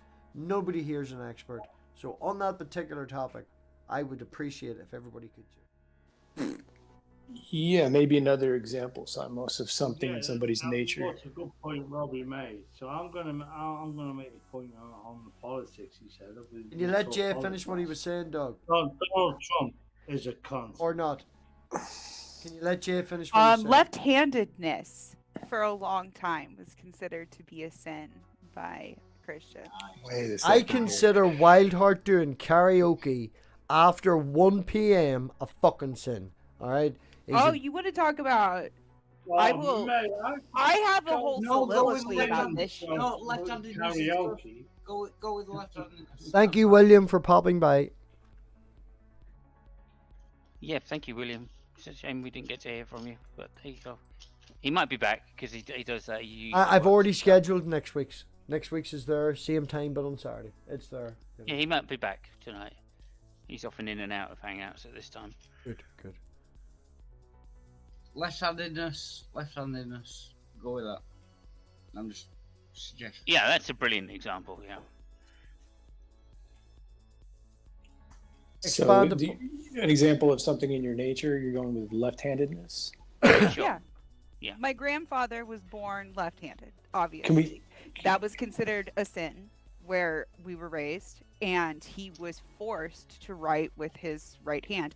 And most things that he would do, for the most part, as an adult, would be kind of ambidextrous. But for instance, he would use a hammer with his left hand, even though he was taught the other way, and he would get punished for that when he was a kid. because it was considered a sin. I thought the original claim was that it wasn't possible to go against your nature, or there was no choice. But I'm getting a little bit. Not that it's impossible. I don't think. Okay, it's not impossible. The No, claim was. absolutely. Yeah, it's no, just there've that- been like, well, okay. It's just that on the free same will is- person. Free will is not going to change your nature. Okay, there it is. Yeah, so free will imposed on nature is what's in question. So you have what you're called. I guess you need to qualify what your nature is, right? If you can, I mean, left-handed is an interesting example. If you're using things with your left hand, you can learn to use things with your right hand. So that would go against that claim. If you did learn to use things with your right hand, you would have gone against your nature successfully. So No. Well, yeah. No, you're still going to be left-handed. You'll just become more proficient. That's arguable. With your right hand. Somebody can overcome their left-handedness with My repeated grandfather right-handedness. could It's write possible. with his right hand, and he could use a hammer with his right hand, but he never became right-handed. He was left-handed for his entire life, even though his left hand was strapped to him, and whenever he would use a hammer with his left hand, his parents would beat him. Yeah. Well, if I could add just a wee small like personal testimony, personal story. Whenever I was young, like my father's big into radio club, and we went to a radio club, and there's a man, maybe of the same age as Savage's grandfather, grew up in the same sort of time, and he was he was ambidextrous. He was left-handed, but was forced to write with his right, and he had a trick where anybody could tell him a word, and he would start the pens in the middle, and he would write with his right hand the word and write the left with a mirror version of it. That was his trick. And he must have been 70 or 80 whenever I met him at a very young age. This is of that time, like, but that was his trick that he could do whenever I met him. He could write words back because he'd learned to do that. He never lost the left-handedness. He gained skills with his right. Richard, what did you say there? You chimed in real quick. I said we're kind of getting off track of whether or not something is logically possible. Right. Right. So if you have something in your nature, which is defined as, well, it needs to be defined really, actually, if we're going to discuss it properly, right? Yeah, I mean, I'm kind of using the same sort of definition that a Christian might say, you know, like about God's nature, right? It's almost What's secular equivalent nature? to him, yeah. The same You could use for it. the human, right? You could use an example of secular nature, right? Well, I don't know what secular nature is, but human nature is obviously what I'm referring to. Right. No need to distinguish Christianity or secularism or any of that, right? So something in your nature being a behavior. Well, we're talking about whether the sin, hate the sin and not the sinner, right? Oh wait, And we're I'm talking about saying- sin, not nature. Yeah. Well, okay. What should we go? is sin? We'll have to go through what the are we Hold talking on, about? Doug. If you could just let these two bounce between each other for a minute. Okay, I we'll thought just the have to go throw through the argument again. So it was the original question, I believe, was something like, "Is it possible?" And what do we think of Christians who say, "Hate the sin and not the sinner"? Right. So I was saying, okay, No, well, we moved past that. Hate the sin and love the sin. I don't think Hold we have on, moved hold on. on. Let Samos finish. Samos will let No, everyone know. no, Jay, I don't think we have finished. How do you mean we finished? Well, I merely asked you. I asked you to qualify if we could go against our nature with Sure. free will, and you said we couldn't. No, I don't think we can change our nature. You can go against it. You can do something different to your nature. Okay, so But that's not the question, right? The question is, and this is why I'm relating it to sin and sinning, or sinners and their sins, right? Because you know, you can sin, right? And that's maybe not part of your nature to sin. Okay, but so you can hate the sin, not the sinner, and that's fine. But if sinning is part of your nature, you're not going to change the fact that you want to do that. Right, so it's always going to be a situation where that is your natural, in inverted commas, the way logic is God's natural ability, in the same sense. Then whatever this is, left-handedness in this case, is a natural ability that a particular humans have. And so hating someone for being left-handed or using their left hand, okay, it's just a natural thing for them, and it would be wrong, I think, to hate the sin of using your left hand, because in effect you are blaming the sinner, or you are blaming the sinner, the person that is using or demonstrating behavior of the sin. Does that make sense? It's rambling. Well, it's going in different directions as far as what I'm picking up. So you're not really staying focused on one point. You're going into different points, but okay. you're also going into, like, you're putting on a Christian hat and speaking from a Christian point of view, and then I'm trying to figure out, like, if there's too many directions you're going in, quite honestly. I was still just trying to address this problem of when Christians say hate the sin and love the sinner. What is it that you think they're saying hate? You're saying they're saying hate the wrong action, a behavior that's a wrong action, based in an objective morality, right? If you wish to bring in objective morality. Well, that's the Christian point of view, right? We wouldn't deviate from that if we're going to use a Christian example, correct? Sure, I would say God's morality. Let's leave it. Right, which is an objective morality that's imposed on That's the humans. claim, yeah. That's No, the claim. God's morality is subjective. Hold on, dog. Let I them understand there's banter. a point of view that if God decides morality that it's subjective, but I'm saying you can also have a subjective morality that's imposed upon humans as objective. People don't typically see it that way, but I see it as a possibility. Agreed. That's a better way of putting it. Thank you, Jay. So, like I'm saying, so I was trying to address that problem, and I'm saying, look, when it's somebody's nature, their behavior is going to be inherently part of who they are. And so if you hate the behavior, you're then tantamount to hating the person. So if someone, in some cases, if someone is claiming that it's in their nature, as an example, it's in their nature to want to kill people. Yeah. Okay. Yeah, I can't love that person. We can definitely hate the fact that they want to kill people. And then are we able to detach that ideology from what we're calling the person? And have we qualified what, quote, the person is? And can we make those things independent of one another? Sure. I mean, we can do our best. I mean, given a standard, then yes, of course. The reason I wanted to kind of not introduce morality is because we're just going to have a difference on whether, I guess, you believe God's morality is part of his nature, and I believe there's a standard by which humans should be moral. So if you take out objective morality from that, then you're dealing with a subjective morality. So then it's just a difference of opinion ultimately, right? No, I don't think it is. Well, certainly it is. You could say that killing someone's wrong. I could say that killing someone is right. I can argue it's for my well-being or whatever I want. And you can argue for whatever you want. And neither of us are going to be right, and neither of us are going to be wrong because it's subjective. Right, but introducing a God into that doesn't make any difference. Well, that in the philosophy, when you have a philosophy that's based in a particular theological worldview, it does make a difference. Well, no, that's just a standard, and like I've already said, I'm introducing a standard as well. And it just applies to those people who agree with that theological worldview. The point of having a philosophy. Is somebody talking? Hold on, not everybody can talk. Let Jay answer.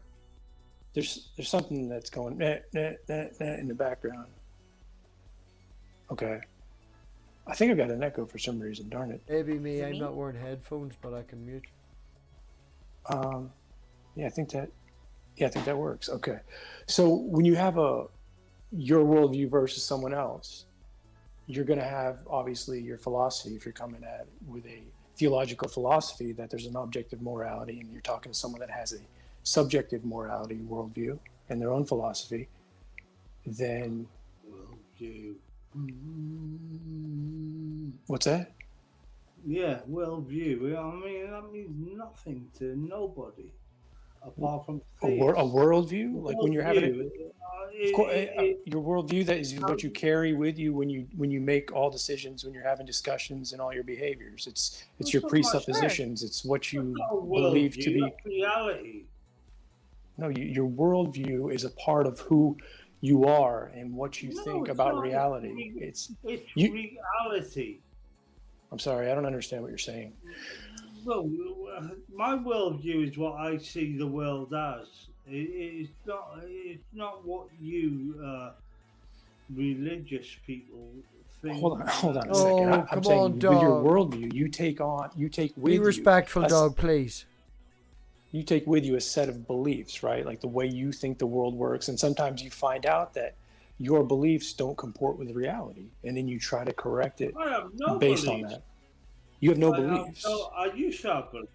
I have no beliefs. Do you believe what you're Well, saying right now yeah. about you not having beliefs? Do you believe you have no beliefs? Yeah, I believe I have no beliefs. Okay, well, we just conquered that one. That's a good start. That's Yeah. that's just a Y'all are being silly. that's a crazy explanation of what I've just said. I know, it's because we're moving away from the subject that we were on. I believe I have no beliefs. But yeah, worldviews are just. Worldview is a phrase that people use to No, describe it. a secularist or an atheist has a worldview. They have presuppositions. Okay, can I make? Hold on. I'm gonna interrupt. I'm gonna interrupt. I'm gonna interrupt. I'm gonna interrupt. That we take with us throughout the day to make decisions. We don't. Of course we do. I've been fucking muted. Right, I'm interrupting both people. I'm gonna interrupt both people. I'm gonna interrupt both people. I'm gonna keep talking. I'm gonna keep talking. Dog will make me remove you. Jay's learned to be quiet. Just don't. Right. I'm gonna put forth something as a definition of worldview, and let's see if we can get both people to agree on this. Okay?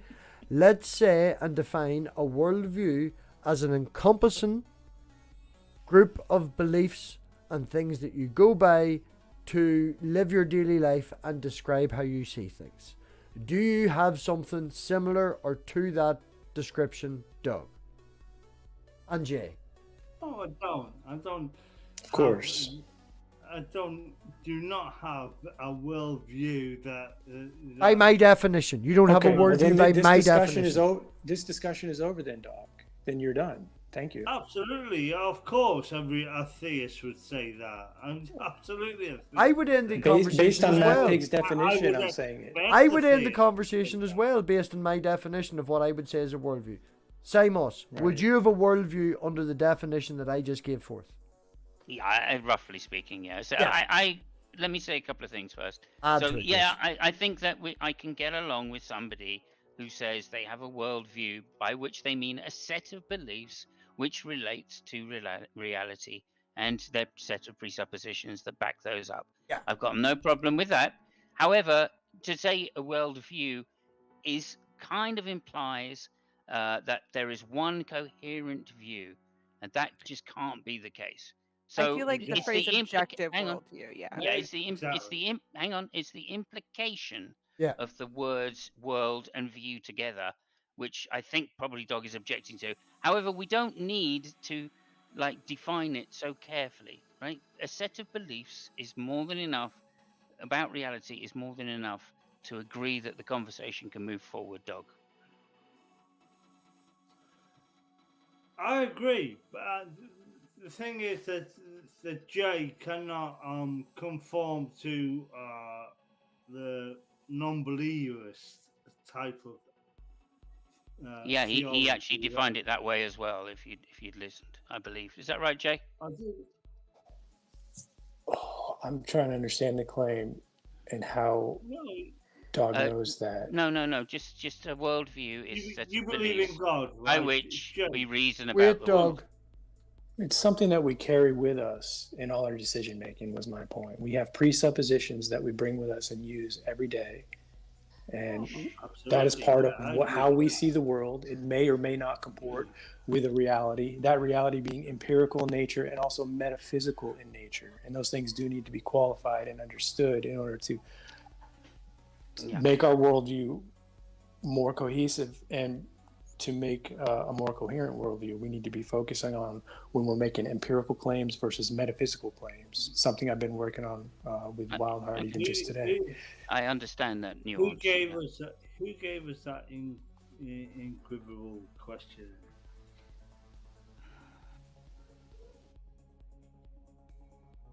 So what did you say? Why do we I mean, question I it? was the one who asked about hating the sin and loving the sinner. And Remember I gave that. my point and asked you a question. That was a while ago, but Well, you use equivocal a lot. me? Who are you talking to right now, Doc? I think you mean equivocal, but yeah. Is that what you mean to say? I don't understand what you're saying. Gar, there's 2 slots available, Gar. Come on, pin 20. Anyway, I think that's just a side. It's a massive sidetrack to get involved in a discussion about whether worldview is a coherent term or not. All we need to do is agree on a definition, and the conversation. I thought can my move definition was pretty straight to the point. And That one was fine. Well, yeah. Jay's is fine as well. I mean, Jay's is a little more. Yours was encompassing. better than mine, but it's similar, you know. Jay's is a little more encompassing, but Yeah, we're all. I wasn't making a distinction between those two things. I was including them both. So Yeah, we're that's all in fine agreement. by me as well. Yeah, we're all in agreement, dog, that this is the definition that we're using for worldview. Jaeger's on his way. So yeah, it's just a shorthand. I do understand that there are some complications with putting those two words together in the way that they seem to imply some kind of logical contradiction. But that's just another metaphysical point, and it's not important in a conversation about theology, I don't think. Well, I see them as inseparable, really, depending on if you want to bring them up or not. That's a No, different I don't mind you distinction. bringing them up. It's just that the word itself, it has some issues, right, which we've elucidated on a little bit, and I just don't think they're important in terms of the conversation that we're trying to have. That's all. Yeah, I think we should go back to what Simon McNeil was saying about.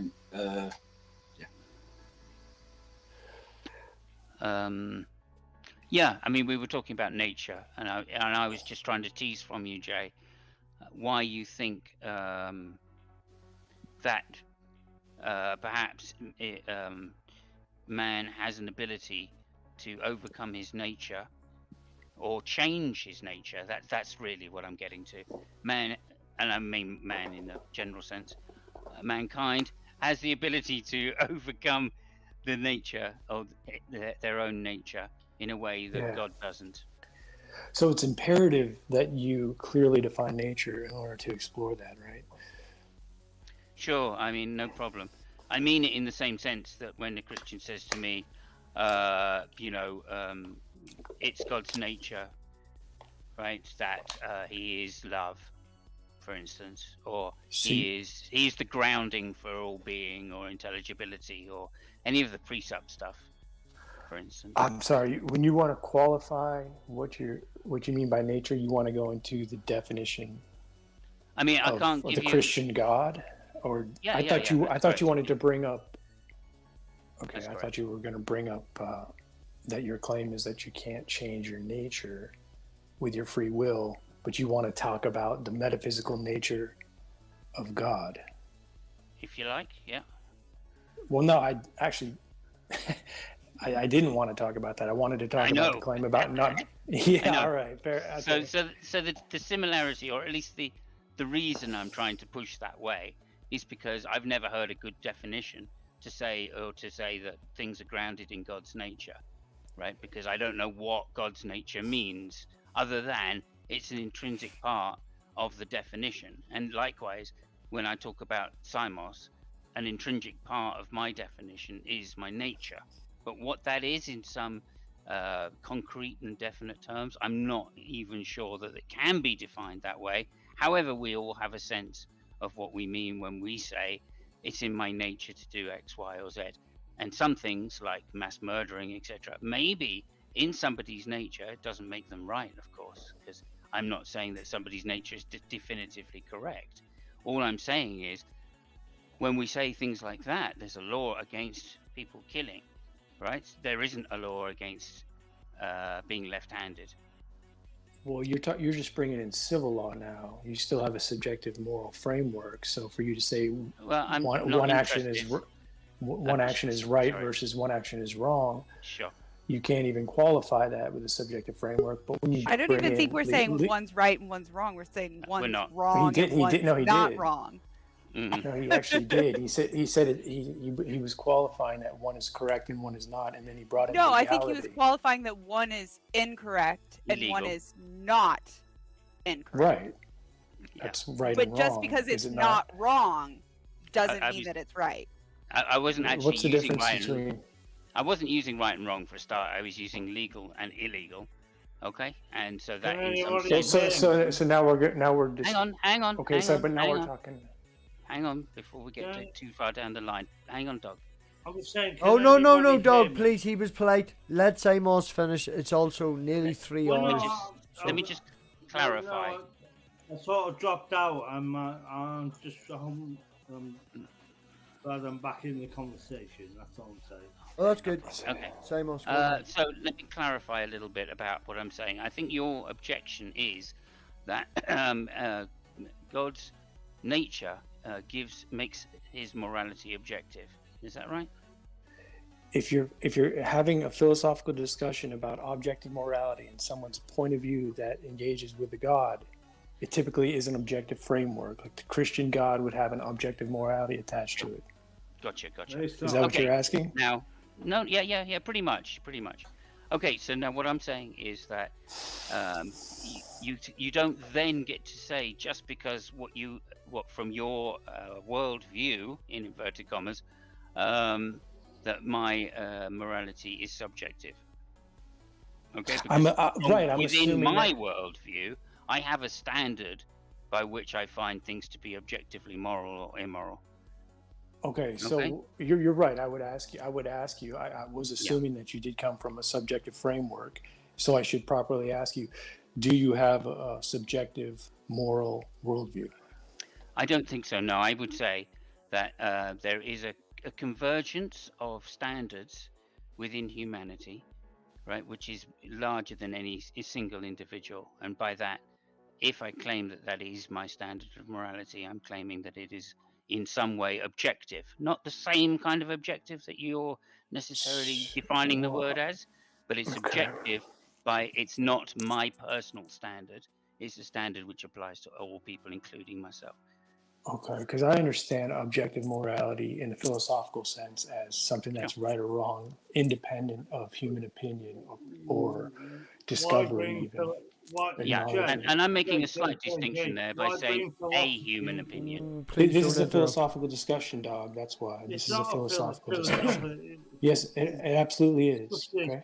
Is morality objective or subjective? It's a philosophical discussion. No, Of course it is. Religious morality is subjective, and atheists are objective against that of that philosophy. I'm going to have to respectfully disagree with that, okay? Why? 'Cause I think you've got your terms mixed up a little It's an bit. external criticism, that's why.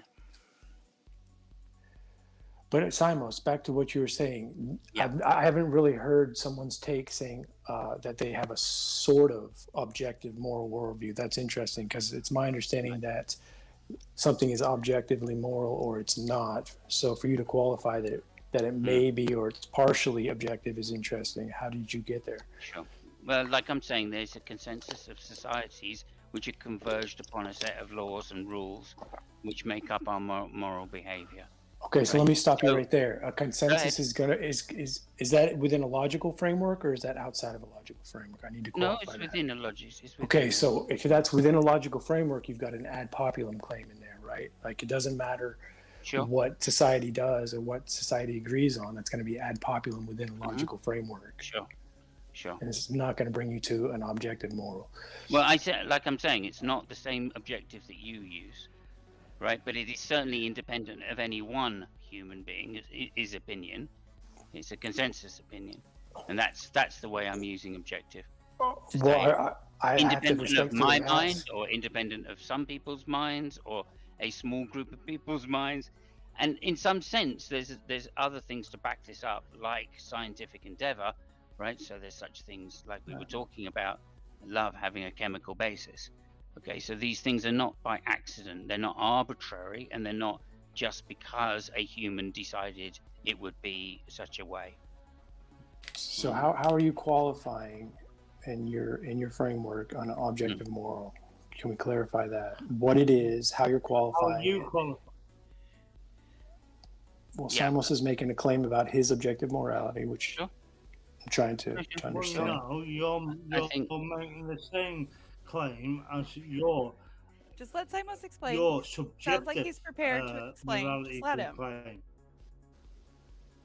Yep. Okay. So sure. I mean, I would use a set of standards which include and are not limited to the well-being of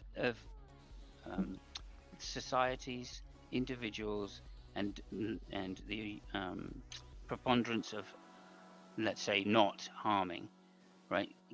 Given some kind of Rawlsian like perspective, right? So I'm taking myself out of it. I'm saying, if I'm the victim, would I want that?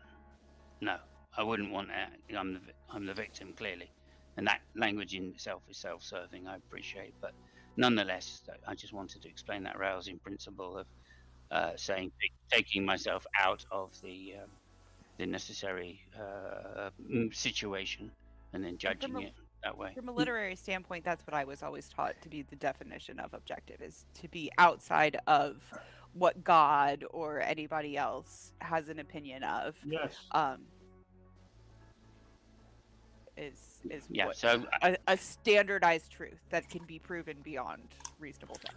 There's one last thing I just want to add in that is the recognition that we are animals by nature, and as such, we have a mechanism by which we are social creatures, and a chemical system by which we operate. Right? There's a reason why we bond to our children. That's more than just, oh, it's my child, I feel very emotional. There's actually a chemical basis by which that's done. Oxytocin. For instance, there are probably systems which I have no idea about, right? Which actually operate. Due to what I discussed. Sorry, let Samos finish. But the point is that there is some kind of scientific objective measure by which we can demonstrate that these morals are more than just our wishes or desires, and therefore are not subjective. Okay, see, I'm not sure I'm just going to shout this out. No, I tried to talk before. Please, Doug. I wanted to wait the Simons finish before Jay responds. 10-15 minute warning, people. We've been going 3 hours. It's coming up on 2 o'clock now. I want to be fresh enough for tomorrow. I've got stuff going. 3 hours is loads. We'll always have another one. We've another one already scheduled for next week. Simos, I put the link for the debate that he's having with the absolute ultimate Christian on Tuesday. So that'll be happening. And we've Skeptic Skeleton coming next week. There's also a premiere and there's a couple other things. There's loads of stuff happening on the channel this week. And then probably nothing for another 6 months. But round it up 10-15 minutes if everybody wants to get a point in. I'd like to just hand the table to Jay first. Doug, I'm very sorry, but I'm making you 4th. Right, we're going to make you 4th. Can you hold out to 4th place? We'll work our way around the room, give everyone a chance. Yeah. Respond to Simon. Well, Simon, I see a few problems with what you just said. First of all, if you're going to qualify science in morality, you're going to have you're taking an empirical science and trying to work into a metaphysic like ethics and morality, which is not going to be necessarily compatible. And also, you did say that you were coming to a conclusion of an objective morality in a logical framework, and I didn't hear that hashed out, because if you are dealing within a logical framework, you can't make logical fallacies like ad populum or an appeal to authority, that being the legality. And also, if you're making claims about well-being being the root or the fundamental of the morality, that's still a subjective claim of why something is moral. So there's all sorts of problems in what you just said, from what I can gather. Okay, thank you, Jay. Yeah, no, I appreciate that from your perspective. When I hear you say that, virtually all of those criticisms I hear as external criticisms, not internal. That's the first point I'd make. So I'm not sure that just going back and forth on them is going to really give us any kind of solution. I recognize that I've heard those criticisms before, and I would say your worldview is equally subject to them. If you derive your morality from God, then all you're really doing, in my personal opinion, right? And I'm not trying to do a tu quoque fallacy here. I'd love to sit and defend my position again to you. However, I think I've said it as clearly as I can say it, so there's no real point in doing that. All I would say is that if I refer to a standard such as well-being, right, I am, and saying I'm going to do it through this Rawlsian principle of trying to remove myself from the situation and then judge it as objectively as I can possibly, well, that's still a subjective thing, I agree. But nonetheless, I'm trying to make this objective appreciation of it, right? I think that that's a better and more ethical and moral solution, right, than saying I am going to be moral because I don't wish to go to hell and I wish to glorify God, right? Which seems very self-serving in a different way to the way I'm trying to explain this moral system which I use. So, well, maybe we'll talk more about. Yeah, I think we should. Sure, we can talk about it more maybe another time. I appreciate it. Yeah. Yeah, I'd like to get to your position at some point. We always seem to end up on mine, but like always, Jay, I really appreciate your criticism. So no problem. But my position would be actually rather simple compared to yours. But if we work to make sense out of your position and you're left in a position which doesn't make sense, you could always move to my position and claim that doesn't make sense, and then you have two positions that don't make sense. So that could be what that amounts to. Well, I wasn't trying to demonstrate that specifically. I was just saying that that's why I think even though mine has some issues in terms of subjectivity, as you're claiming, right? I don't think it is necessarily that way, by the way. However, I would certainly argue that I've thought about morality and come up with a solution for myself, which I believe is in the best for all people, and I've done that through a series of reasoning steps. Now, that's independent of your criticism, right? That's just my internal view of it. So, I feel like we're on a. Go ahead. I feel like we're on a time crunch here, but it'll probably, if you want to. This is definitely. No, if you want to, the conversation can move to Wild, where I may join and stuff.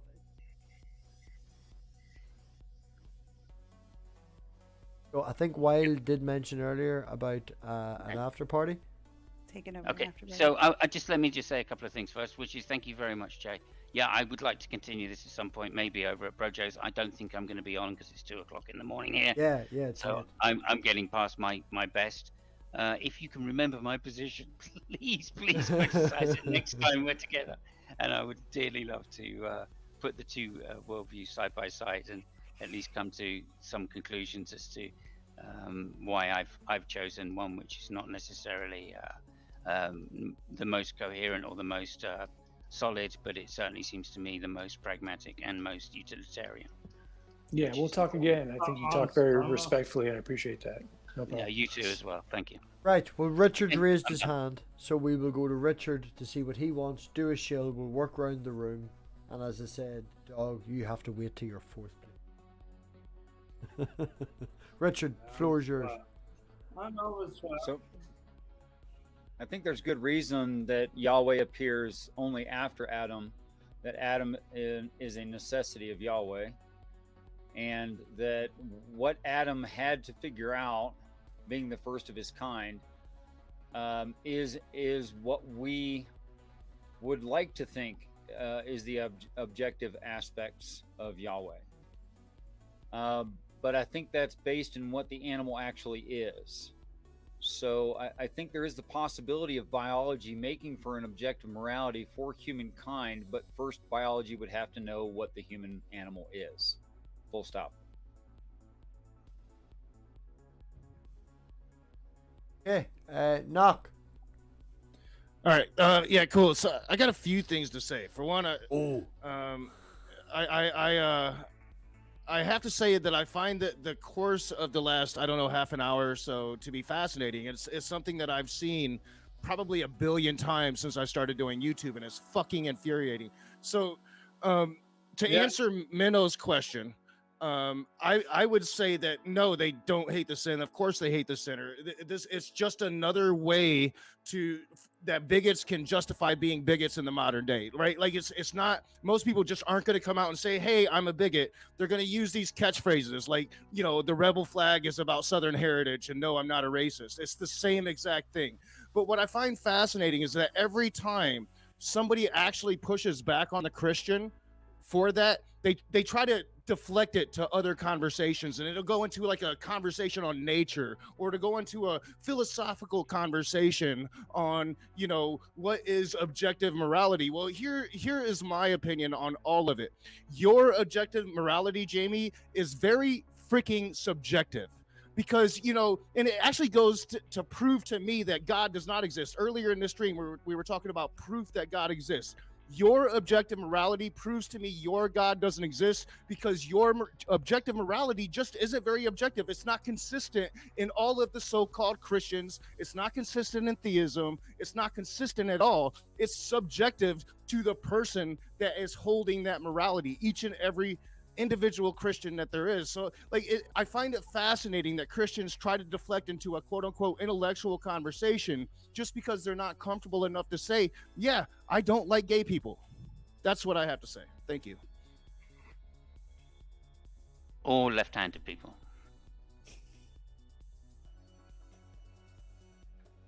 Yep. I mean, I came in just for that. So, I mean, I was going to be like, okay. nah, I'm not going to do it. Okay, but, okay. I mean, interesting points, Nock.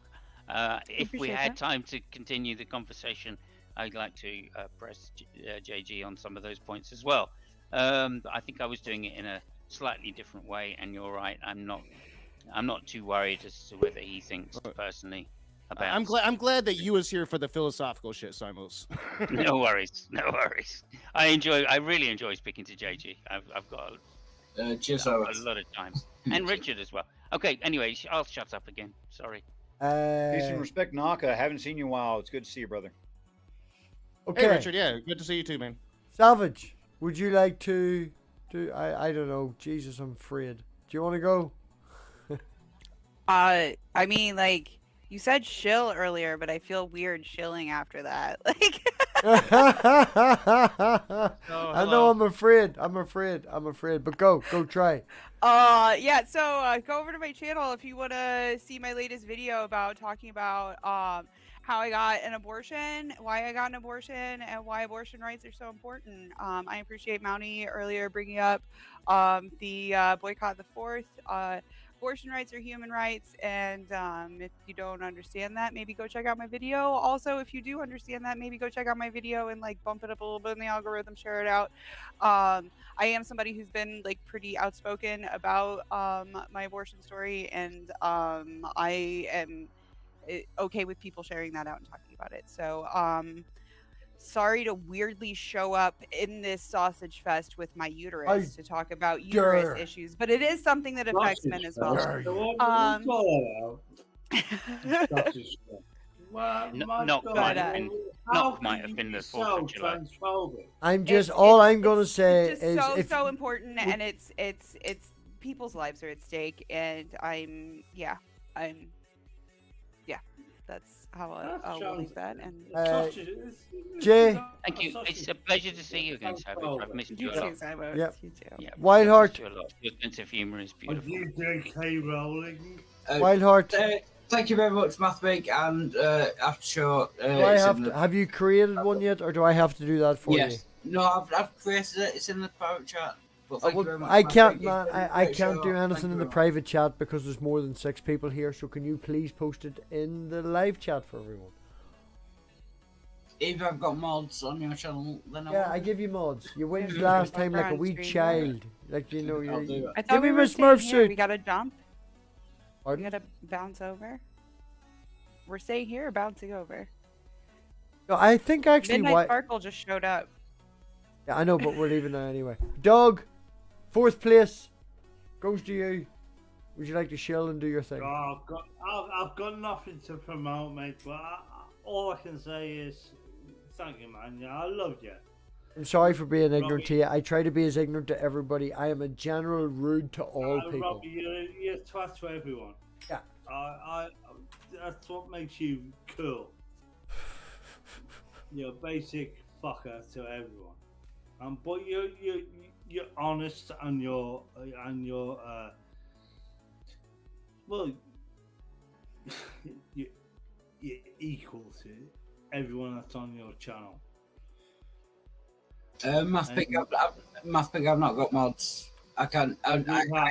Type in the chat. Type something in the chat, and I'll give you your fucking Smurf suit. I do have things to say to people in the chat, but I will not because I don't want to be that. I'm usually that toxic person. Wait 15 minutes. You can go to Wilds. You can say whatever you want. No, I do not want to be that toxic person anymore. The missus told me I'm too horrible in streams. I do not want to be that toxic person anymore. And I could say things to, especially JG. I could say a lot to him. Oh, well, that's saying it without saying it. I don't want to go down that route, so I'm going to cut you off because you've had your time, and I'm going to go midnight. Exactly. I'm just trying to keep control of it and continue to be an asshole to everybody. Midnight, would you like to share anything? Thank you. I'm an asshole. No, I'm an asshole. I'm continuing with my persona of you, as you said. Get behind me, asshole. You're a bellend. You're not an asshole. You're a bellend. Appreciate the distinction. Midnight. Asshole and bellend. Total different Okay, description. okay, Doug, God, whatever your name is, like. Well, okay. Be I really rude, don't just chill have. yourself.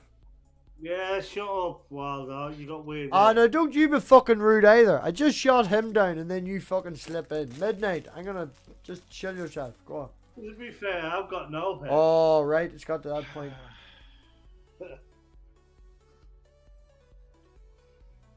I have nothing to shill. I just want to thank you for letting me on this stream and letting me talk to Maute before, because he's awesome. And there you go. I'm simping for Maute.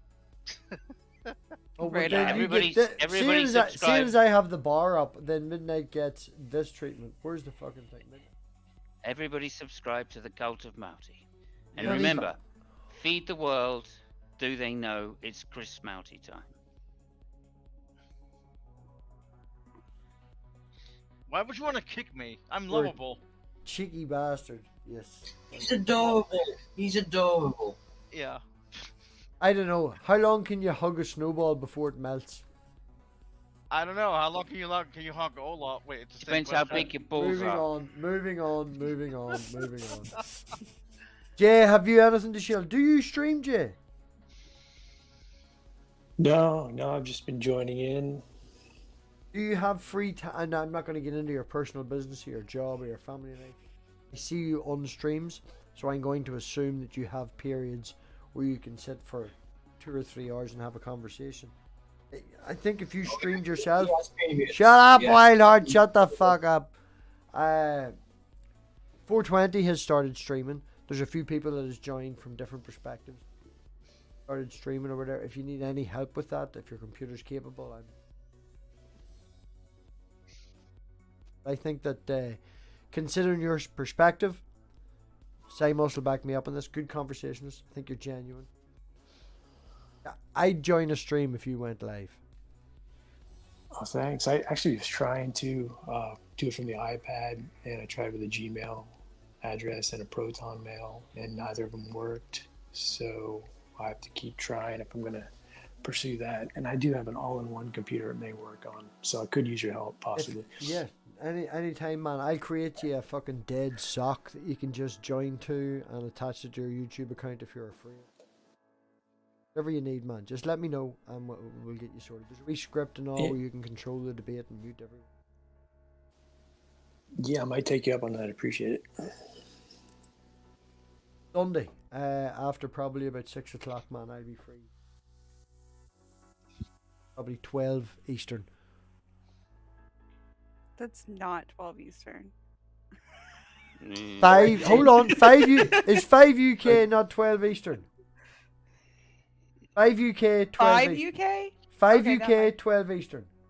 Okay. That might be correct. 5 p.m. UK, 12 Eastern. Fuck y'all. No, I'm good in time zones. No idea. No idea. I'm fucking right. We're just gonna put it Yes. down. I'm fucking right. Okay. Okay. Samos, Good to me. would you like to shill all the stuff that you've got coming out on my Oh, channel yeah, in the right, next couple of days? Couple of things. I've got loads going on this week. So Monday, 9 o'clock UK time, Fabio and Funk reviewing the British Grand Prix 2022 Silverstone Grand Prix. So please drop by. It's Fabio and Funk. I don't have the channel link, but I don't really Fabio, care. Right or now, not, Samos. 2 in the morning. I don't care. Samos, would you send me? Have you that scheduled? No, it's not scheduled at the moment. Okay, would you please schedule that, and I'll change that wee thing that I have coming out with you. That's only 8 minutes long, and then I'll time it so that 8 minutes ends when yours is, and there's a new function where you can send everyone to a live stream after a premiere. Oh, okay. So everybody who watches we that, can raid now? yes, you On can do a YouTube? raid now. It came out about 2 weeks, 3 weeks ago. You So have to set it up. Right. But it means when the premiere for everyone watching my channel is finished of you kicking ass, then they'll all go watch you do Formula 1. Oh, okay. Well, it's 9 o'clock Monday is when we start, and we usually start pretty much on the dot. Right. So, Well, I will start 9. 9 at 10 minutes too. It's a 9-minute and 3-second long video, and then it'll get everyone over to yours. That Please would be do really send me appreciated, MathPig. send me a DM with that exact time right now, so then I know. Yep. Because I'm not going to Okay, set no that problem. up right now. Do-do-do-do. Yeah. So Simos is going to kick some ass, and then you can all watch him British Formula 1. And then also on Tuesday, Simos is back here again, and he's going to have a debate with the ultimate Christian, ultimate created Christian, Aussie Philip. I call him Aussie Philip, or biblical. Biblical, yeah. Bibliography, Christology, biblicalology. I don't know. Oh, it's the guy that keeps saying biblically. That Yes. guy. Biblically? Yeah, he stopped saying it now. He's got a I new saw one. him on something the other day and he wasn't saying it. I was like, aw. Yeah, that's nice. Well, he'll be back on Tuesday for a full, and we've got even What better. sort of word is biblically? We've even got better production than you've seen already, Savage. Simon's seen it the other day. We've got explosions and lava and stuff. It's very impressive. I'm excited. Oh, I'll show you when we get off screen, you know. Right, and speaking of getting off screen, it's fucking ages. Everybody's left. We've lost like 12 viewers because we've told everyone we're leaving. We're all going over to Wild Hearts. Wild Heart, Maybe. I've give you mods. Did you put the link in the fucking chat? Yes, it's in the chat on the both chats. Yeah. I don't see it. It is. I'll put it in again. StreamYard invites. No, not StreamYard invite, the actual video, so everybody who's watching this. Yeah, aren't we just staying here? I'll get that copy video. Yeah, I'll get that. That. So many tabs, so little time. No, Savage, we're not staying here. MathPig's shutting this down. Yes, Oh, and okay. I think. We gotta bounce. Shut it down now. No, I'm waiting to give everyone a chance so they get there. There you go. Wild Hearts now posted it. So on that note, thanks everybody for coming. I really do appreciate the fact that everybody's making a wee bit of an effort to try and not be a dick. All right, like we've had trolls on, we've had bad people on, we've had people that have been on that have like, ever have them on, we're never talking to you, and they've just left because they can't start their drama, they can't start their shit. And I really appreciate This the way is me everybody. being a dick. Pardon? This is me being a dick. Yeah, just everybody's talking over me now. Fucking being a dick, you're all waggers. Wangers! Right. Remember, think for yourself. Then I don't get an echo on that. I'm in the other one. Oh, fuck off, alright then. Think for yourselves. I'm an asshole. Everybody's got an opinion. And, yeah. Come back on Tuesday. Like ourselves, everybody's got one. Yep. And on that note, thanks everybody for coming. And jump over to Wild Hearts. See you all in Wild Hearts. We love you, Robbie. We love you, Robbie. That wasn't me. We love you, Robbie. Thanks, MathPig. Take care. See you, You're a Savage. dick. Yeah, thanks, Jay.